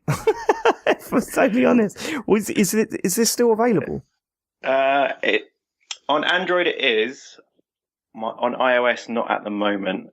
Actually, the song on it's pretty good because the song came from a game jam I did with another London developer called Darren Gray, and we did I think it was for Molly Jam. Pretty sure it was for Molly Jam too. We did a game called Monetizing Children because he read a PDF or a document made by someone from Zynga where he was talking about fun pain and how to optimize monetization by annoying players. We made a game called Monetizing Children, and I made a song for that called Monetizing Children, and that's the song I use in Santarama. So, okay. So how long were you going to these events before you decided that, what your next project was going to be? And what was the sort of main lessons that you took forward into your next project? So the current one, you mean, BFF or Die? If that was the one that you did next, yeah. That was that was after one of the global game jams. It was at the Angel, near the Angel. Sorry, there was a London Indies event, and someone had made a game where you share a control pad, and straight away I thought, yeah, I want to make a multiplayer game, and it reminded me of Micro Machines, if you remember that. Yeah, absolutely. And then, because like I said, I've grown up playing video games, so sort of there's a certain group of friends we used to meet every weekend for a long period of time. Back since when we were 15, actually, we used to do that. We used to play, then when we were a bit older, GameCube games. So we were playing Monkey Ball and Bomberman and Mario Party, Mario Kart. But then for years, I didn't do that, actually. And I went into a bit of a semi-reclusive state, actually. So instantly, when I played that game, I don't even know who it was, actually. Some guy who went to London Indies had made this game at Global Game Jam. And instantly I thought, yeah, I want to make a multiplayer game. So I just went home and sketched some ideas over the next few days. But for me, I wanted to make something that was pure co-op rather than competitive. Even though competitive is very much still a default in kind of gaming culture, I wanted to do something where you sit around with your mates and everybody actually feels good about it together rather than someone always actually getting irritated they're losing. Absolutely. It's obviously all those games I just mentioned, they're all competitive and they're all fun, but still there's always someone at some point they're genuinely thinking, oh, for fuck's sake, this is bollocks to this. And they just don't want to play anymore. That just never fails to happen. Like I grew up with a brother and he would literally bite a control pad and throw it against the wall when we were kids when he would lose at Street Fighter 2. So, my brother just hit me. Like, he just directly smacked me in the head. Yeah, we don't play games anymore. So you see, if you'd had a co-op game, that wouldn't have happened. Absolutely. So you had this initial idea that you wanted to go multiplayer. You wanted for it to be a co-op game. How did that initial spark turn into what BFF or Die is? So because of the stuff I'd learned making those other games, the first thing I did was start planning it on paper. So I made a design doc and just the basic idea that came to me, put that on a page, and then got some of those same developer friends who I mentioned to just give me some feedback based on the document alone. So before there was any code, any graphics, anything. And so after that, kind of refined things just on the idea. And then just kind of coincidentally at the same time, I got an email out of the blue from our now programmer. It's called Anjay. And he just sent a message saying, hey, I want to make games. Have you got any projects I can get on? And it was just like perfect timing.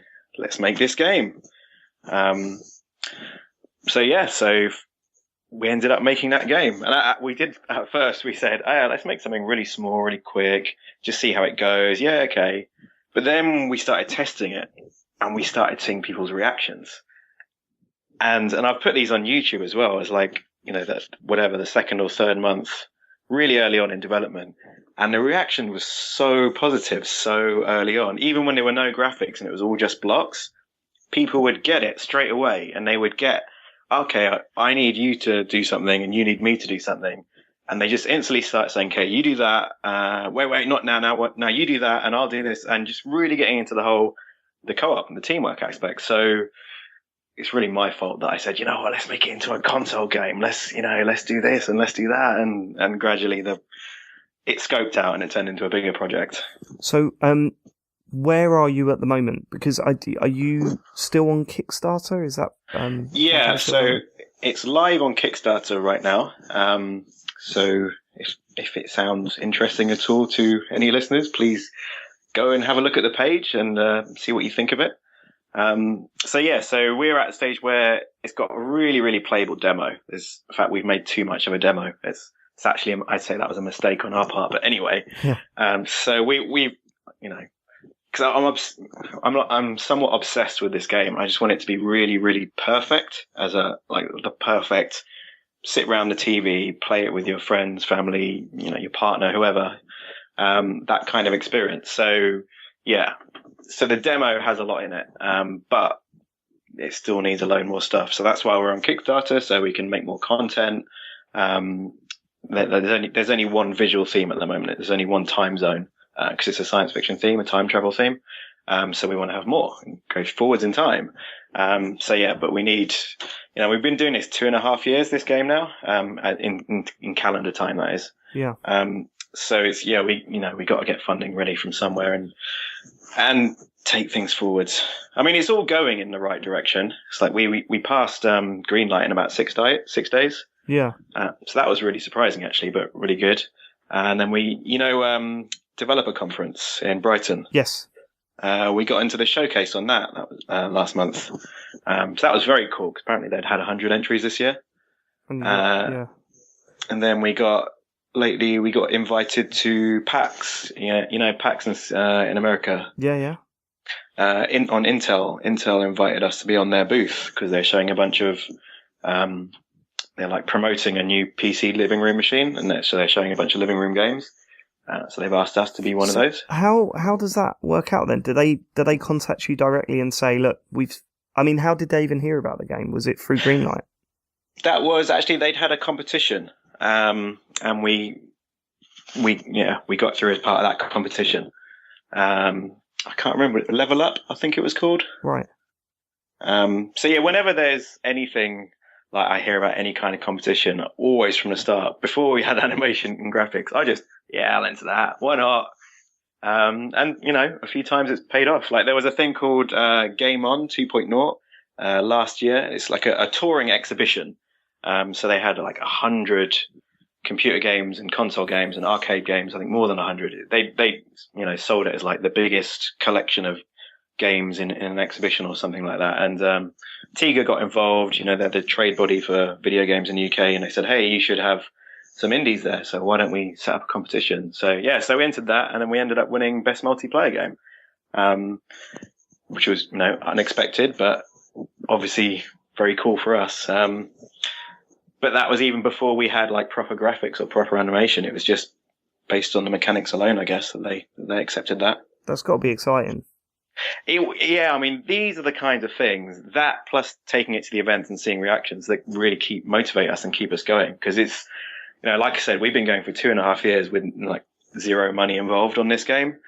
We've all got, separate jobs outside of this. So it can be really hard to keep going sometimes. But stuff like that, when it turns out, it's like, it does motivate you a lot.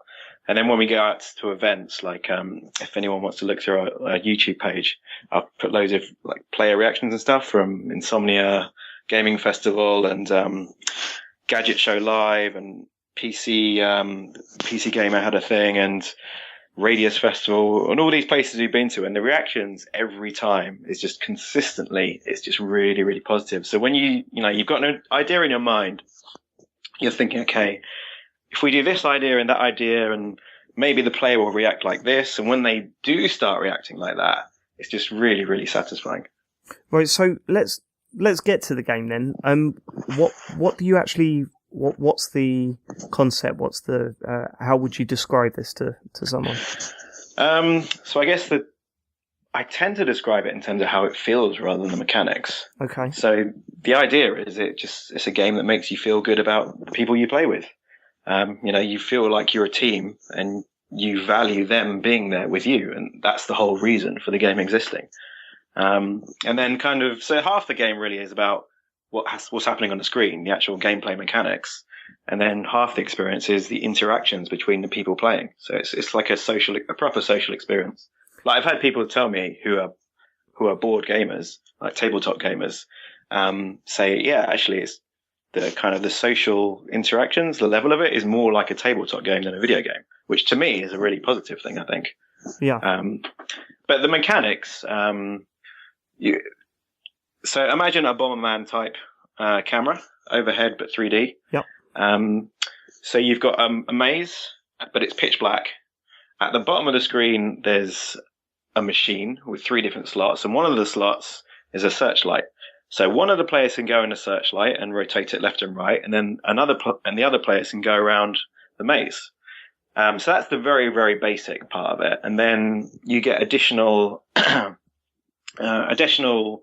mechanics over the top of that, which add loads of strategic depth, and which is kind of what makes it fun. And that there's stuff trying to kill you, chasing you, but you can't kill anything yourself. All you can do is distract it. So the people are running around in the maze. What they can do is they can drop a decoy down and they can place it wherever they want. But it's the person who's in that light. He has to aim it at the things that are trying to kill you, and he has to zap them, or she. And then the zapped monster will then be hypnotized. And while it's hypnotized, it's trying to find that beacon that the maze runner just placed. So it's half and half. The people in the maze do one thing and the person in the light does one thing. And you've got to talk to each other and say, okay, put it over there. Now zap now. And so it's all about the communication. And then there are additional things like you get a grabber, like a crane machine, so you can pick each other up. You get a teleporter, so you can teleport around the maze. And there are various other things and limitations and upgrades that keep the gameplay exciting, because it looks quite cute, but it's actually very intense. Which, if you go and look at the player reactions, you'll see that. So how do you? Because to me, as someone that doesn't develop games and just plays them, the biggest challenge that it sounds like that you'd have to face with a game like that is to make both jobs interesting, right? Because the last thing you want is for gamers to sort of prefer one side and then be fighting over it when they're about to play the game. So did you find that challenging, or did you feel that you pretty much sussed that out? In the very early days, like we're talking the first couple of months, that was apparent. Yeah, exactly what you're saying. That was happening. So then we added kind of additional things, which gave the person in the light more responsibility. Yeah. So this means that, and see, that's where the fun comes from. It's the tension in that your life is in your friend's hands and they know it. And at the same time, if you don't do your job, the whole team loses. So it's that tension of relying on each other, and you can't just save yourself. You have to tell your friend, quick, save me now, or they have to do it without you saying it. Yeah. So the person who's operating the machines, they have a lot of responsibility. And then the person that's kind of out there running around trying not to die and avoiding things, they've got to do that with quite a lot of skill as the levels get harder. So the balance is quite good now between the different amounts of it's the same responsibility for all the roles, but it's different kinds of responsibility. So yeah. So at first we had that issue you're talking about, and then over time we kind of put these additional things in, and that's fixed it now. And do you feel that the two separate jobs are they specifically aimed to be played by a certain skill set, or do you feel that anyone can do either role? actually, yeah, it was quite. It was on purpose at the beginning where I thought, okay, well, what if you get a group? Because that was the case in our group that I used to play. I said, well, I used to meet up, we'd play GameCube games. One of us was maybe not so skillful at, say, racing games, for example, or Halo type games. So I was thinking, well, I still want that kind of player to be able to play and genuinely feel that they're a part of the game and not kind of just sitting there to make up the numbers. So that was the idea of someone's in a light.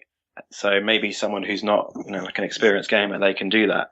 But then because it's got the additional factor of now you've got to protect your people and you've got to zap these monsters, and everything's on a timer basis. So you can't just, everything's got a limited energy, so you've got to resource manage at the same time.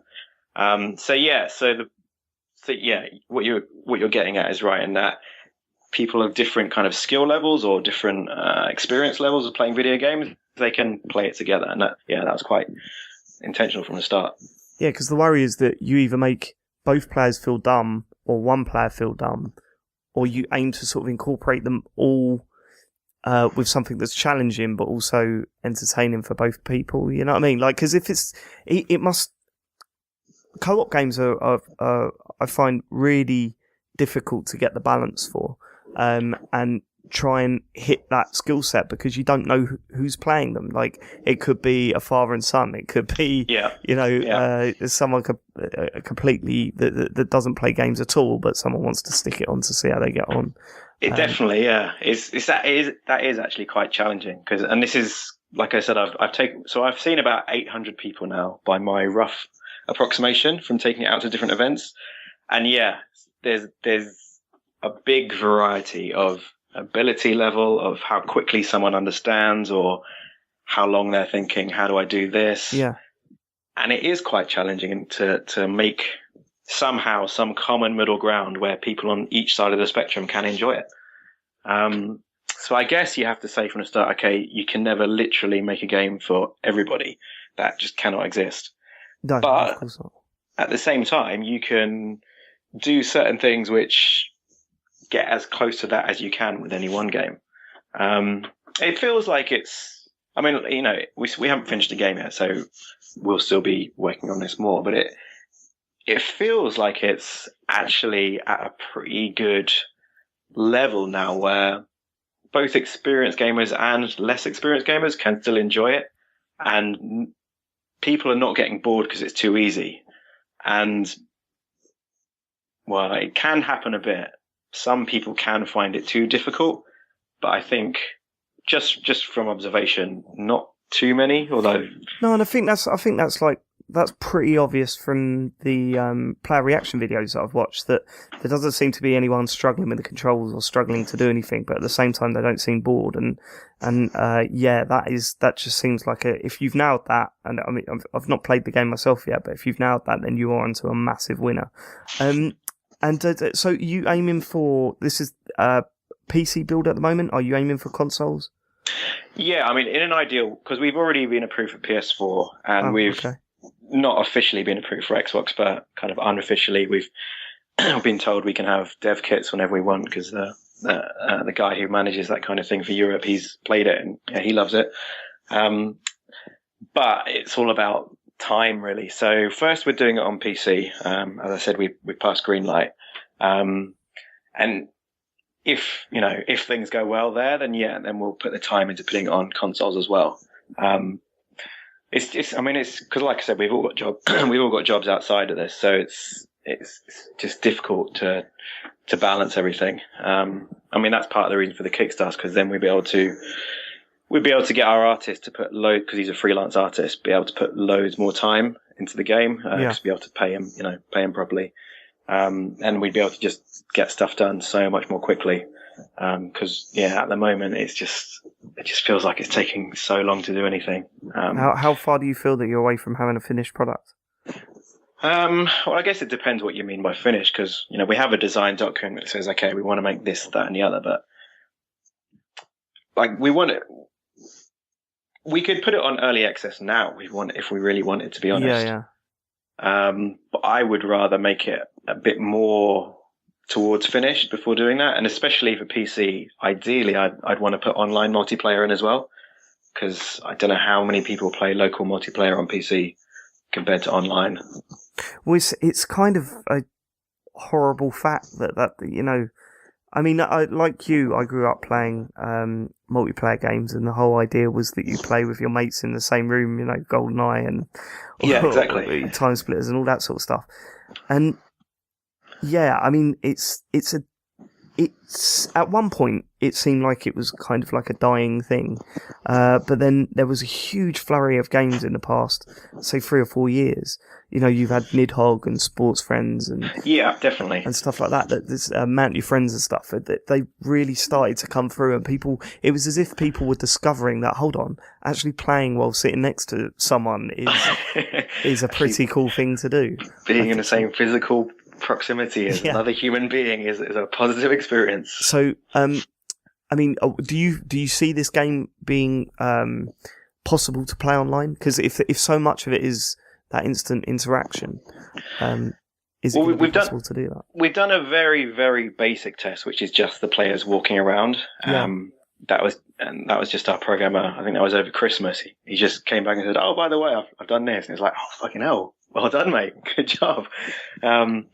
So that's but that's just like a proof of concept that he can do the network code basically. But in terms of everything else, we couldn't know for sure until we made it and tested it.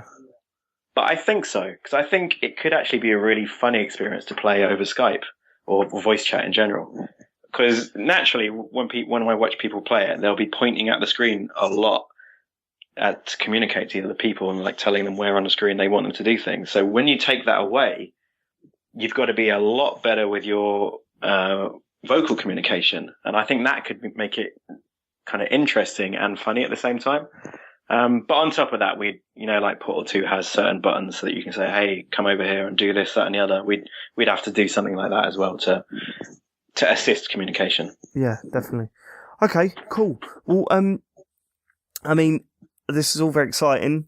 I can't wait to see where this project goes, and I wish you all the very best in the future. I mean, it's I can't personally imagine, I can't comprehend in my little brain how exciting and scary it is to do what you're doing. And we all know what the gaming audience is like at times, and to put something in front of them takes a hell of a lot of courage. But everything I've seen of this, it seems like a really exciting project, and it looks fun to play ultimately. Cool. And you've got games that are really starting to put this style of gameplay into the limelight now. I mean, Overcooked is a recent example. Yeah, I mean, it's actually really good that it does seem to be coming back as a trend of actually playing games with your friends, family, partners in the same room. Exactly, and I'm just happy to see it come back. So good luck. Do you want to plug? Where can people find your Kickstarter? Where can people? Okay, so if you just go into Kickstarter.com and type in BFF or Die, it'll come in. And also, why don't we do a bit of a competition while we're at it? Let's do it. Let's do it. Let's do a competition. So let's do this. So you can put the details to remind people on your website. Is that right? Just a little, or on a Twitter or somewhere. We could do it on Twitter. Yeah. Yeah. So how about we say this? Make a tweet that says, "I would BFF or die with," and you say @HoneyTribeStew, which is my Twitter. And then your Twitter is it @ComputerGamePod? Is that right? That's the one, yeah. And then also tag someone who you would like to play this game with, and then say because. So I would BFF or die with HoneyTribeStew, ComputerGamePod, and your friend because, and then something funny or entertaining or cute or weird or interesting or something that really nasty, yeah, just something horrible, something really abusive. And if you didn't if you're listening to this now and you didn't catch that, go to our Twitter page at Computer Game Pod, and we'll have all the details there for you to check out. Send in your tweets by when do you want this tied up by? Should we give them a week? Yeah, that sounds fine to me. Right. So get your tweets in by let's say Wednesday the 24th. Okay. And we'll announce the winner on Twitter. Okay, and then the prize will be, if you look on the Kickstarter page, there's something called the History Pack. So should we do the best 4 tweets? Does that sound reasonable? It's very reasonable, yeah. So the best 4 tweets can win one of those. Obviously, it's Kickstarter, so us being able to give the prizes depends on Kickstarter happening. Yeah, so what you should actually do is kickstart it and then claim your prize. That's because it's the only way you're getting your prize, all right? What a brilliant plan. I've seen through this horrible marketing campaign, and I will be submitting a report to Kotaku later this evening. Get Gamergate all over it. Shit, I mentioned the word. What have I done? I can hear them coming. Oh, mate, there's going to be so many anime-based avatars hitting your Twitter feed by the time this goes out there. Shaz, thanks so much for coming on. Thanks for sharing your experiences with us, and good luck for the game, man. I hope it gets kickstarted and you get it on those consoles. Cool. Thanks a lot for having me on. It's been great to talk to you. No problem, mate. Catch you soon. All right. Cheers. See you later.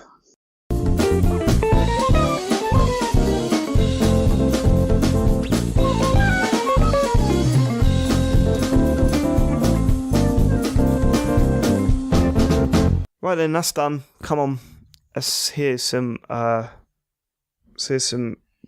the listeners are saying and shit. Come on, let's pick up the pace a bit. Come on. I'm always really tired by this point. I've got to, it's hard. It's hard, sort of like holding you boys up. You know what I mean? Go on. Hello, everyone. Nice to see Sean is Hi, back James. on the show. What? Oh, right, okay. Okay. Okay, here we go. Hello, everyone. Nice to see Sean is back James. on the show. So I have a question, especially for him. I'm sure I've heard you mention before. Oh, can you hear me or not? Yeah. Yeah. Oh, what the?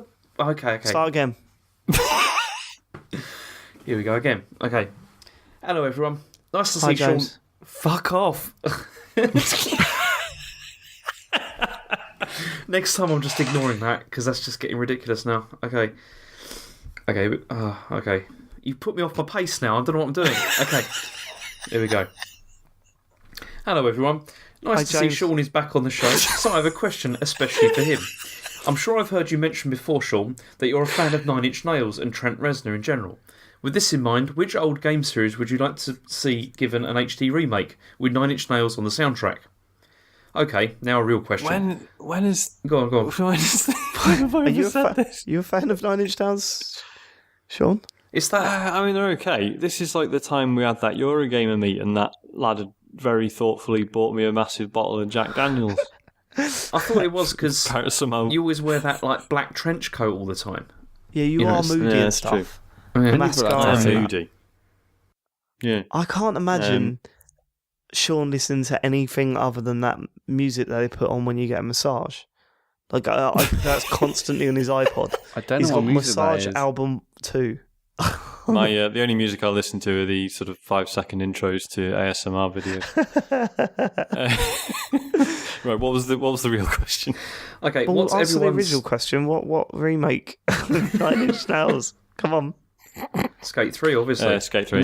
Next question. Go on. Okay, now a real question. What's everyone's album of the year so far? I've been listening to the 65 Days of Static soundtrack for No Man's Sky, and it's pretty awesome. What are you guys listening to at the moment? Jesus. Cheers, lads. Has anything That's come from out Alex this C. year? I was going to say, I don't think I've listened to anything that's actually come out Matt's this one of these year. people that tries to keep trendy. Matt, what have you liked? Well, I love the new Islander album. I listen to trendy stuff, but yeah, I love the new Islander album. Blink-182's album is actually surprisingly decent. Oh yeah, I've heard this. Yeah, it's surprisingly good actually somehow. Yeah, I'm loving Islander at the moment. That's all I can say. They're like if like Deftones, they're another Deftones really, really good. In terms of best of the year, I mean, there's been so much this year. You're gonna have to come back Like to me. what? There's been so much. Like what?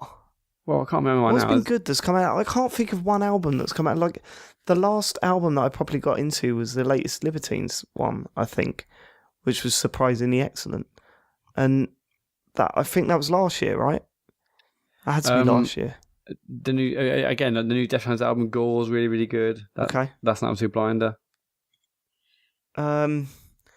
I don't know. I listen to my taste in music. I always thought was excellent. I thought I had a brilliant taste in music, but I really don't. I've got a terrible taste in music, and for some reason I find it really personal as well. Like I hate. I hate recommending stuff because when I do, I know everyone will hate it, and I feel awful.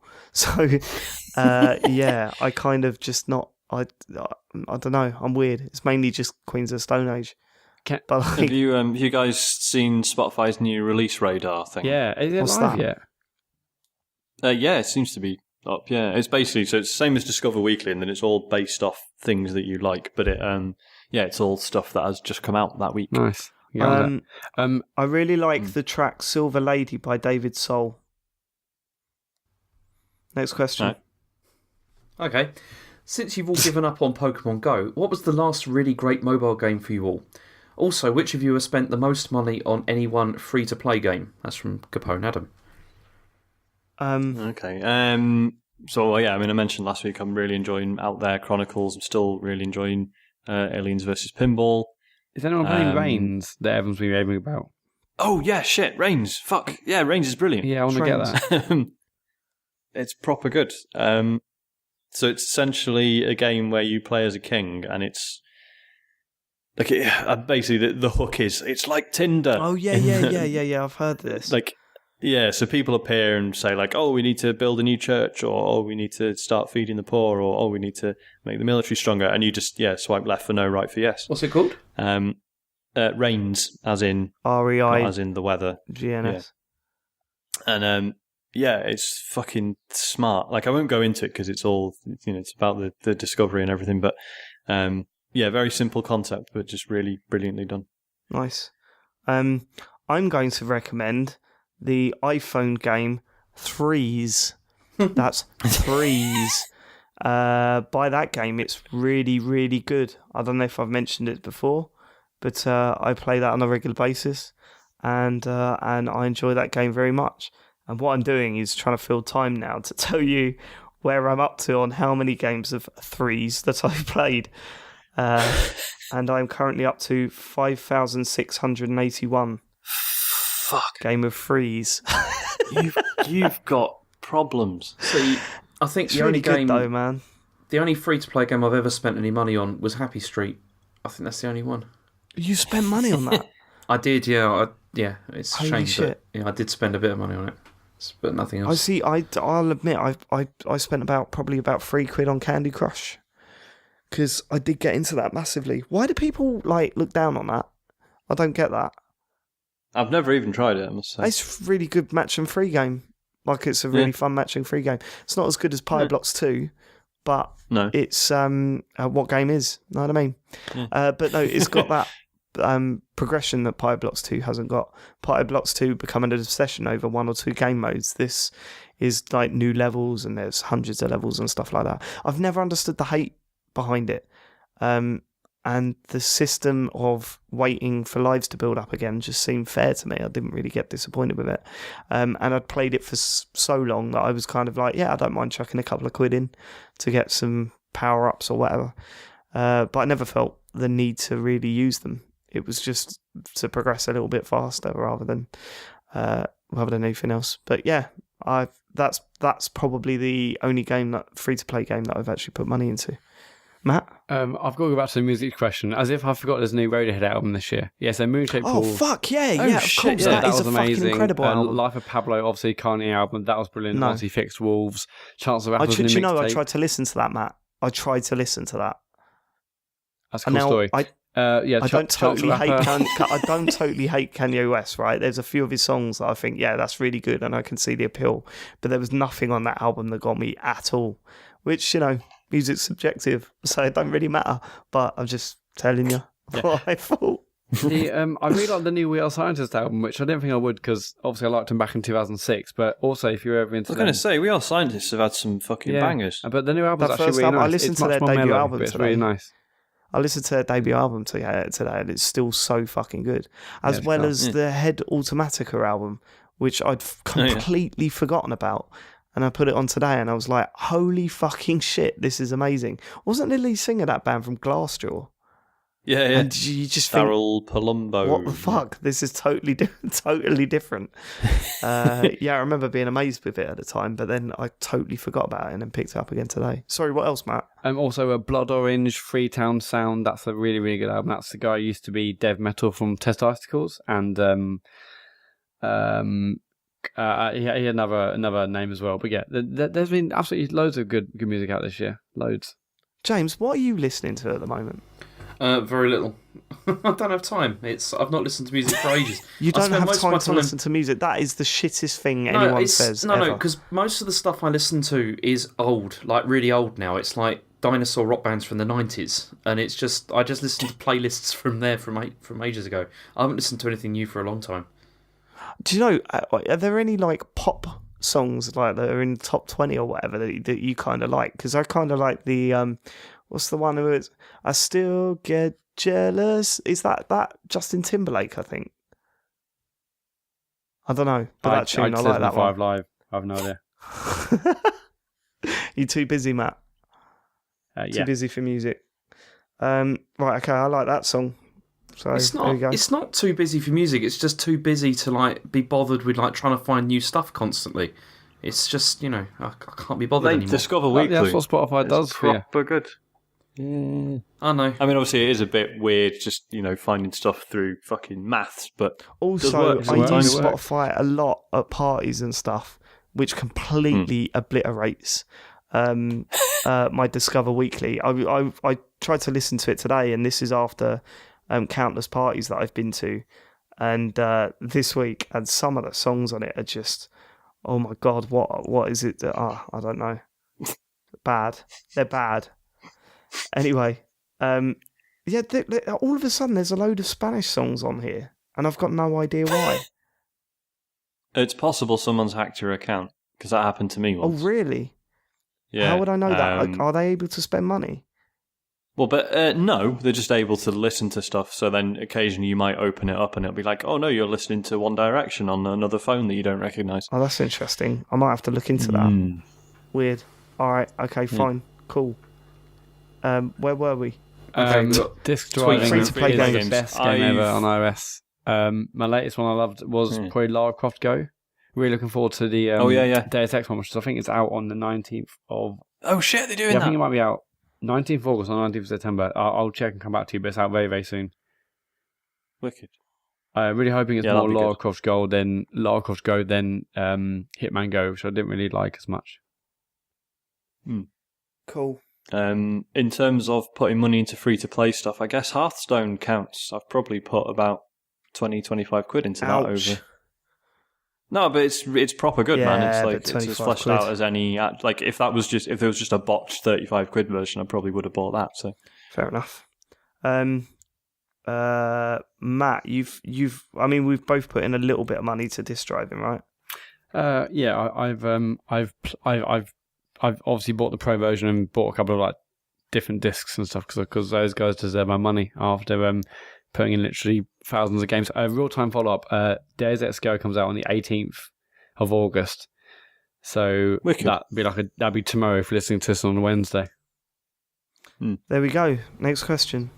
Okay, we're on to tweets now. So we've got Fine Excuses says, I saw on Xbox One for under £200 in CX and I'm very tempted, but somehow get the feeling that the PS4 is currently the place to be. Thoughts? Definitely. Just get the PS4. Yeah, if you've got a PS4, then yeah, why not get an Xbox? It has got some very decent games on it, and it's not as bad as Matt's making out.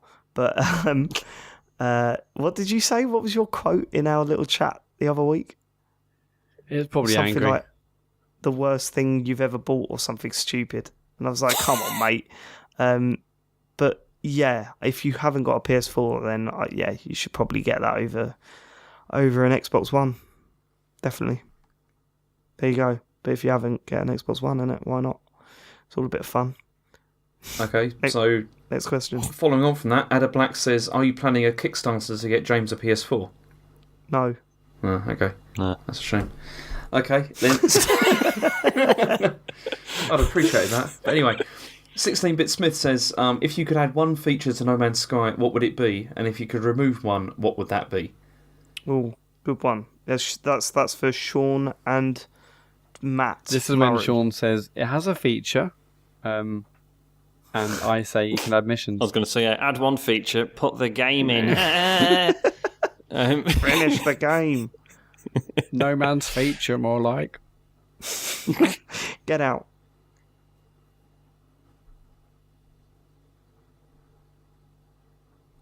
Hello? Hello? Did we all literally stay quiet for that amount of time? Yeah, I thought you disconnected or something for a second. That's So it'd be funny. Go on. Right, so if I could add a feature, then basically what I was saying about just adding like weird little randomly generated missions and stuff. Because, I mean, I know this is the fucking shit thing that every moron on the internet saying, but would it be that hard to implement? Doesn't feel like it would be. Just put because there's little enemy units that you can fight against. So mate, just put like a concentration of them at a base and tell me where it is and tell me I've got to clear them out and give me some money for doing it. Yeah. Sorted. Matt? If I could remove... Oh, sorry. Yeah. Then Matt, what would you add? Well, I think it's just that stuff I said earlier. I want sort of random things to happen. I want much more emergent stuff. It feels like, although this is all, created by algorithms or whatnot, I would like to see some more random emergent stuff that everyone would suddenly jump on and try and discover together. Okay, and things that you would remove? Well, I haven't really played enough, but I would remove the lack of inventory at the beginning. Because you don't have a lot of space to store stuff. You haven't to sell it or not collect it. But there are ways to quickly increase your the amount you can carry. But it feels like a little bit more at the beginning would have been nice. Actually, pre-patch, you basically could have carried barely anything. So they dramatically increased it. Really? Fuck. See, I think the coordinate thing sounds like the thing to add. That sounds so good. Sure. It's like, Jesus, get that in there. That is a fucking blinding idea. And I'm sure they want it in there. But, it's one of those things where... The thing is, though, when the point of your game is that everyone's trying to reach the centre of the universe, people can just use that to cheat, couldn't they? Yeah, you're absolutely right. Maybe that needs to come in at a later date or something. Maybe. Or maybe you need to earn the right to use it. Do you know what I mean? Once you reach a certain point, then you can. Once you reach the center of the universe or something. Weird. Also, there's this stuff about the field of view stuff. Yeah, the field of view is so limited. I've not seen that. It's like completely fucked. It's not fucked. It's just really. It just feels like hasn't quite really small. bothered me. Yeah, bizarre. But they said they're looking into that anyway, so fingers crossed. Yeah, I mean, that's something you can just mess with. But then some people, if the field of view is too wide, it gives people motion sickness and stuff. It's a weird one. Yeah. Okay. All right, next question. Hang on. Stuff we'd remove. All right, go on. I'd remove the fact that for some reason pressing a button on any menu means you have to hold the button for like 2 seconds. Oh, yeah, it's got that Destiny thing, right? It does. Well, it has a Destiny UI, definitely. Did you hear loads of people got caught out at the beginning where it's just a white screen and people were waiting for like 10 minutes thinking it was loading, but they actually just had to hold down X or square. What do you mean? Well, the thing is, because it does the same thing on the PC version when you're clicking with a mouse as well. So you got to click and hold on everything. Oh, that's really annoying. I'm glad really they nicked strange. the UI from Destiny though, because it was just such a great idea, and I can't believe no one else has really stolen it. I know when we first saw Destiny, thought, has that really got like a mouse pointer on screen now? It's ridiculous, but it works so well on Destiny that I'm glad someone else has taken it. Yeah. Okay, cool. Next question. In a computer game Olympics, what would be the main categories? What would be your best event? Well, obviously, there'll be shooters. That's one. There'll probably be StarCraft because people do that, don't they? Rocket League. I would say Overwatch, but the answer is clearly Rainbow Six Siege computer game, which I went back to and tried the new DLC, and it seems to be a lot better now. Like, there's less dickheads because they've been perma-banning them. So yeah, really, really good game still. And it's a lot more fun. And I'm sure I read recently that they said there's more people playing it now than there was at launch. There was a report, saying that there's which is awesome. Yeah, there's more people playing it, and that seems insane to me, almost impossible. But there you go. I was playing it this week and it was fucking fantastic. So yeah, I'd stick that in the Olympics. It's got to be Rocket League. If it's between Rocket League and FIFA, it's got to be Rocket League, right? What else? Mario Party 6? Was that the last good one? That's the last good one, yeah. Okay, I don't know, actually. I'm not a massive fan of the series, but just sounds right. Mount your friends, please. Oh, yeah, of course. Mount your friends. I could compete on that at an international level. Nidhogg? Yeah. I mean, I'd be shy to ask him, but yeah, that'd be good. Towerfall, of course. Trackmania would be another one. Yes. Trackmania Turbo, the gas thing. We've got a plan. We've got a plan coming up soon that we're not really ready to reveal yet. But when that plan comes to the forefront, we are definitely going to be playing that game. Agreed, Matt? Yeah. Hang on, what plan's this? Fucking you know what the plan is. Tell me shit. You know what the plan is, but I don't know what he's talking about either. I'll explain at the end of the show, and you'll go, "Oh yeah, I'm an idiot." Matt, any other suggestions for the Olympics? Athlete Kings on Saturn. Shout the whole range. California Games. Fucking Windjammers. Yes. What's Windjammers? Oh, you don't play Windjammers? No, I don't think so. Wicked. It's an arcade game, and it's basically it's literally like two people chucking a frisbee at each other. But it's got like the mindset of like a beat 'em up, in that it's all about like figuring out, like it's like quite strategic, and it's fucking wicked. I'll make you play it. Sounds good. I'm in. Airblade. Right. What game would you? What game would be your best bet to take the gold? Sean? Oh, Mount Your Friends. Mount Your Friends. Oh, you haven't played me at that for a while, so you know what I mean. I'm technically the reigning UK champion, David. Yeah, but you played a bunch of nobodies. You didn't play any real gamers, did you? It was people. Yeah, I've also thrown the trophy away because it was getting too embarrassing, and I've moved house. I was not as embarrassed as my D-VAR play of the game trophy that Matt got me. That was brilliant.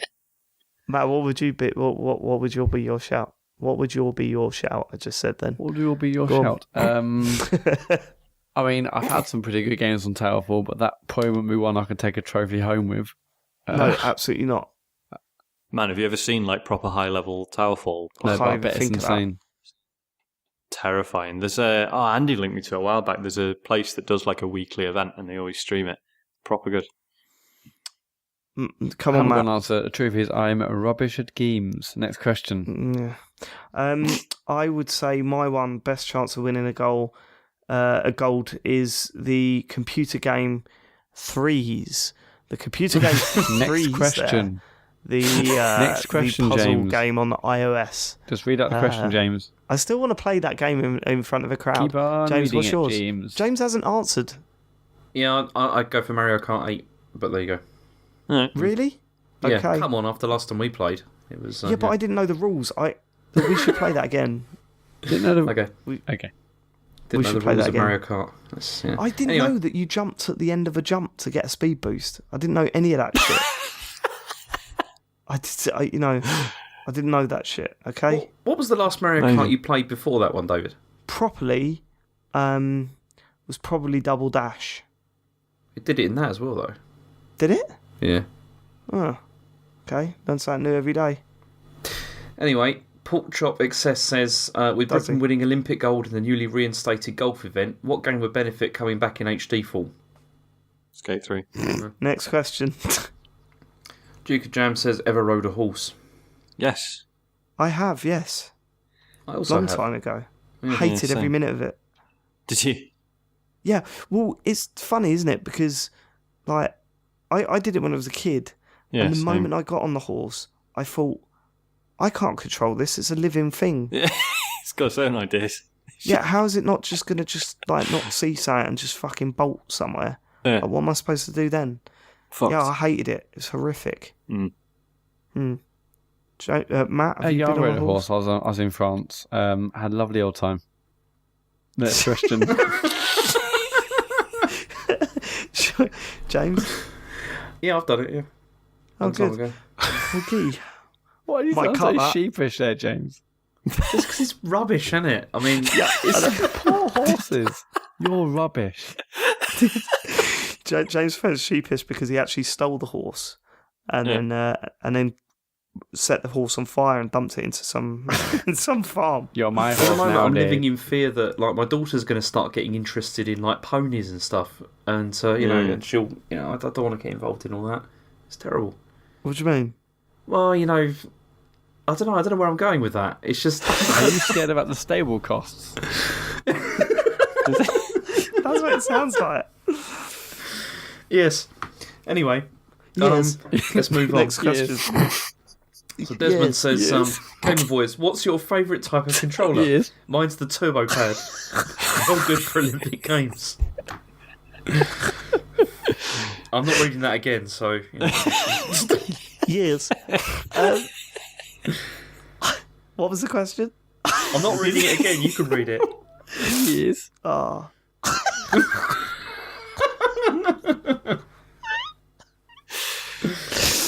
This is going right. to be unbearable to listen to, but you can't edit this bit out because it's No. Yeah, good. you can. You can definitely edit it. What's your favourite type of controller? Mine's a turbo pad. I still love a What's my Dreamcast favourite- pad. No. Yeah, it needs another analog stick on it though. Yeah, but like that and the VMU. Oh, But it's the brilliant. VMU, yeah. I really liked the GameCube pad. I really Yep. liked. Yep. But the best controllers are DualShock 4 at the moment, right? If you take out the sticks and put Xbox One sticks in, that's the best Yeah, right. controller. Yeah. That is literally like going to get a Whopper with cheese from Burger King, Oh, Burger King can But do get- one. Don't but rate get- Burger Yeah, King fuck at all. Burger King. Jesus. but getting McDonald's fries with it. That's like the best of those two places in one. Yeah, you You just know? go somewhere else and get a proper burger. Yeah. Because, well, what, didn't you go? Fuck off. Like where?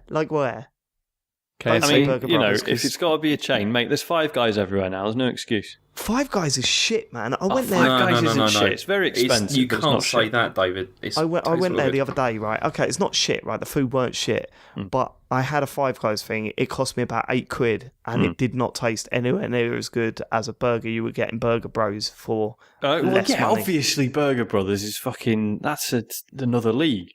King. That's like one of the best dining experiences I've ever had in my life. I wouldn't say it's the best dining experiences I've ever Oh, had I in my would. life. I mean, because it's a little tiny place with no seating. Yeah, but that's I had why to go it's sit so on a good. park. Because No, it like ain't. it's fucking. There's like nothing there, and yet Right, there's just. okay. That sums you up, Sean. That's not why it's so good, right? The food is incredible. That's Yeah. why it's so good. It's not that it's small and independent, right? No, that's that's your not thought what I'm process saying. coming through there. That's what I'm saying. Oh, it's so good because it's not massive and there's not a lot of people there. It's not that No, popular. that's not what I'm saying, Dave. How many other people in your life have to say that it's really good before you suddenly switch and say it's shit and overrated? How many more? It's What are we up just to? when I get sick of hearing about it. Basically, Fair enough. Is this- I'll is stop this why banging you on just about why it. you would what I like love this about it about- is that it's pokey and. What's that? I said, is this why you were like this about No Man's Sky? You're just like sick of hearing about it now. Yeah, basically. Yes. Yes. Okay. Are we done with this question? I think that's answered Yeah. the question down. I mean, I'm happy to just carry on Yes. talking about burgers, but Oh yeah, he was asking what the best pad was. Fucking The hell. three-handed Frico pad, you know, the N64 one. I like that one. It was good. Can I just explain? And you may have noticed this last week that by this point we all get really really tired because for the past 2 weeks we've recorded at 9:30 and not 9, and we usually delay to get started. And I am fucking shattered, and everything just goes out the window from this point, and we talk bollocks. Yes. It's also 20-1 here because it's like an hour ahead, which is kind of annoying. Mate, and you're in a laundry cupboard. And you're in fucking it's Switzerland. hot. Yeah, Yes. Matt, good. just out of interest, Matt, if people wanted to subscribe to us, what sort of services would they use? Please, let's go into this, and please list out a load of other shit that people skip. Listeners, on your podcast player of choice, you've probably got a skip forward 15 seconds button. Keep pressing that until Matt shuts the fuck up. Go.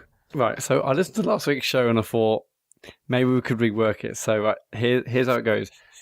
just go to your favourite social network and search the Computer Game Show, and we're almost certainly there. And that's it, really. Brilliant. Fucking easy. That's better, Matt. That's working. Are we going to Next talk time about sponsorship? What about sponsorship? 40 quid. Have we got any money? One of our listeners, Tom Bailey, got in touch with the show. I said, lads, I found a perfect 40 quid sponsor for you. They're called Poo Puree. I got in touch. They have not responded yet, but I basically said, look, hey, Poo Puree. But by the way, they're like pot puree, but for your toilet to stop bathroom odour before it begins. Sounds good. I said, if you want to put up promoted on our show, 40 quid, get in touch, bargain. No response yet. Yeah. But just say, we've mentioned them. Don't buy any of their stuff. Don't buy any of their stuff yet. Once their check clears, then we'll tell you to buy it, and then you can buy it, all right? But for now, don't buy any of their stuff, all right? So if you're listening, Poo Puree, if that's what you're called, yep. I don't know, and we might have made that up so that you don't go searching for them, then 40 quid. Computer Game Show, the Computer Game Show at gmail.com. All right. I'm thinking we should expand this. Anyone who wants to say anything on the show, £40. Like if you want to wish your mum happy birthday, if you want to promote Midnight Resistance. I said that it's that sponsorship, isn't it? You can do what you want. If you want to promote another podcast, your podcast. What did Kane and Rince say? I might pay £40 just to slag off David or something. Yeah, fine. Again, that's fine. Yeah. £40. Long as the check my wife clears. actually suggested that. She was like, I'd pay for that. And I but it's our money. I'm trying to make money here. Yeah, you pay 40 quid and you only get a tenner back. So yeah, the Computer Game Show at gmail.com. Get in touch. Thanks for living it. My name's been David, and it will continue to be David.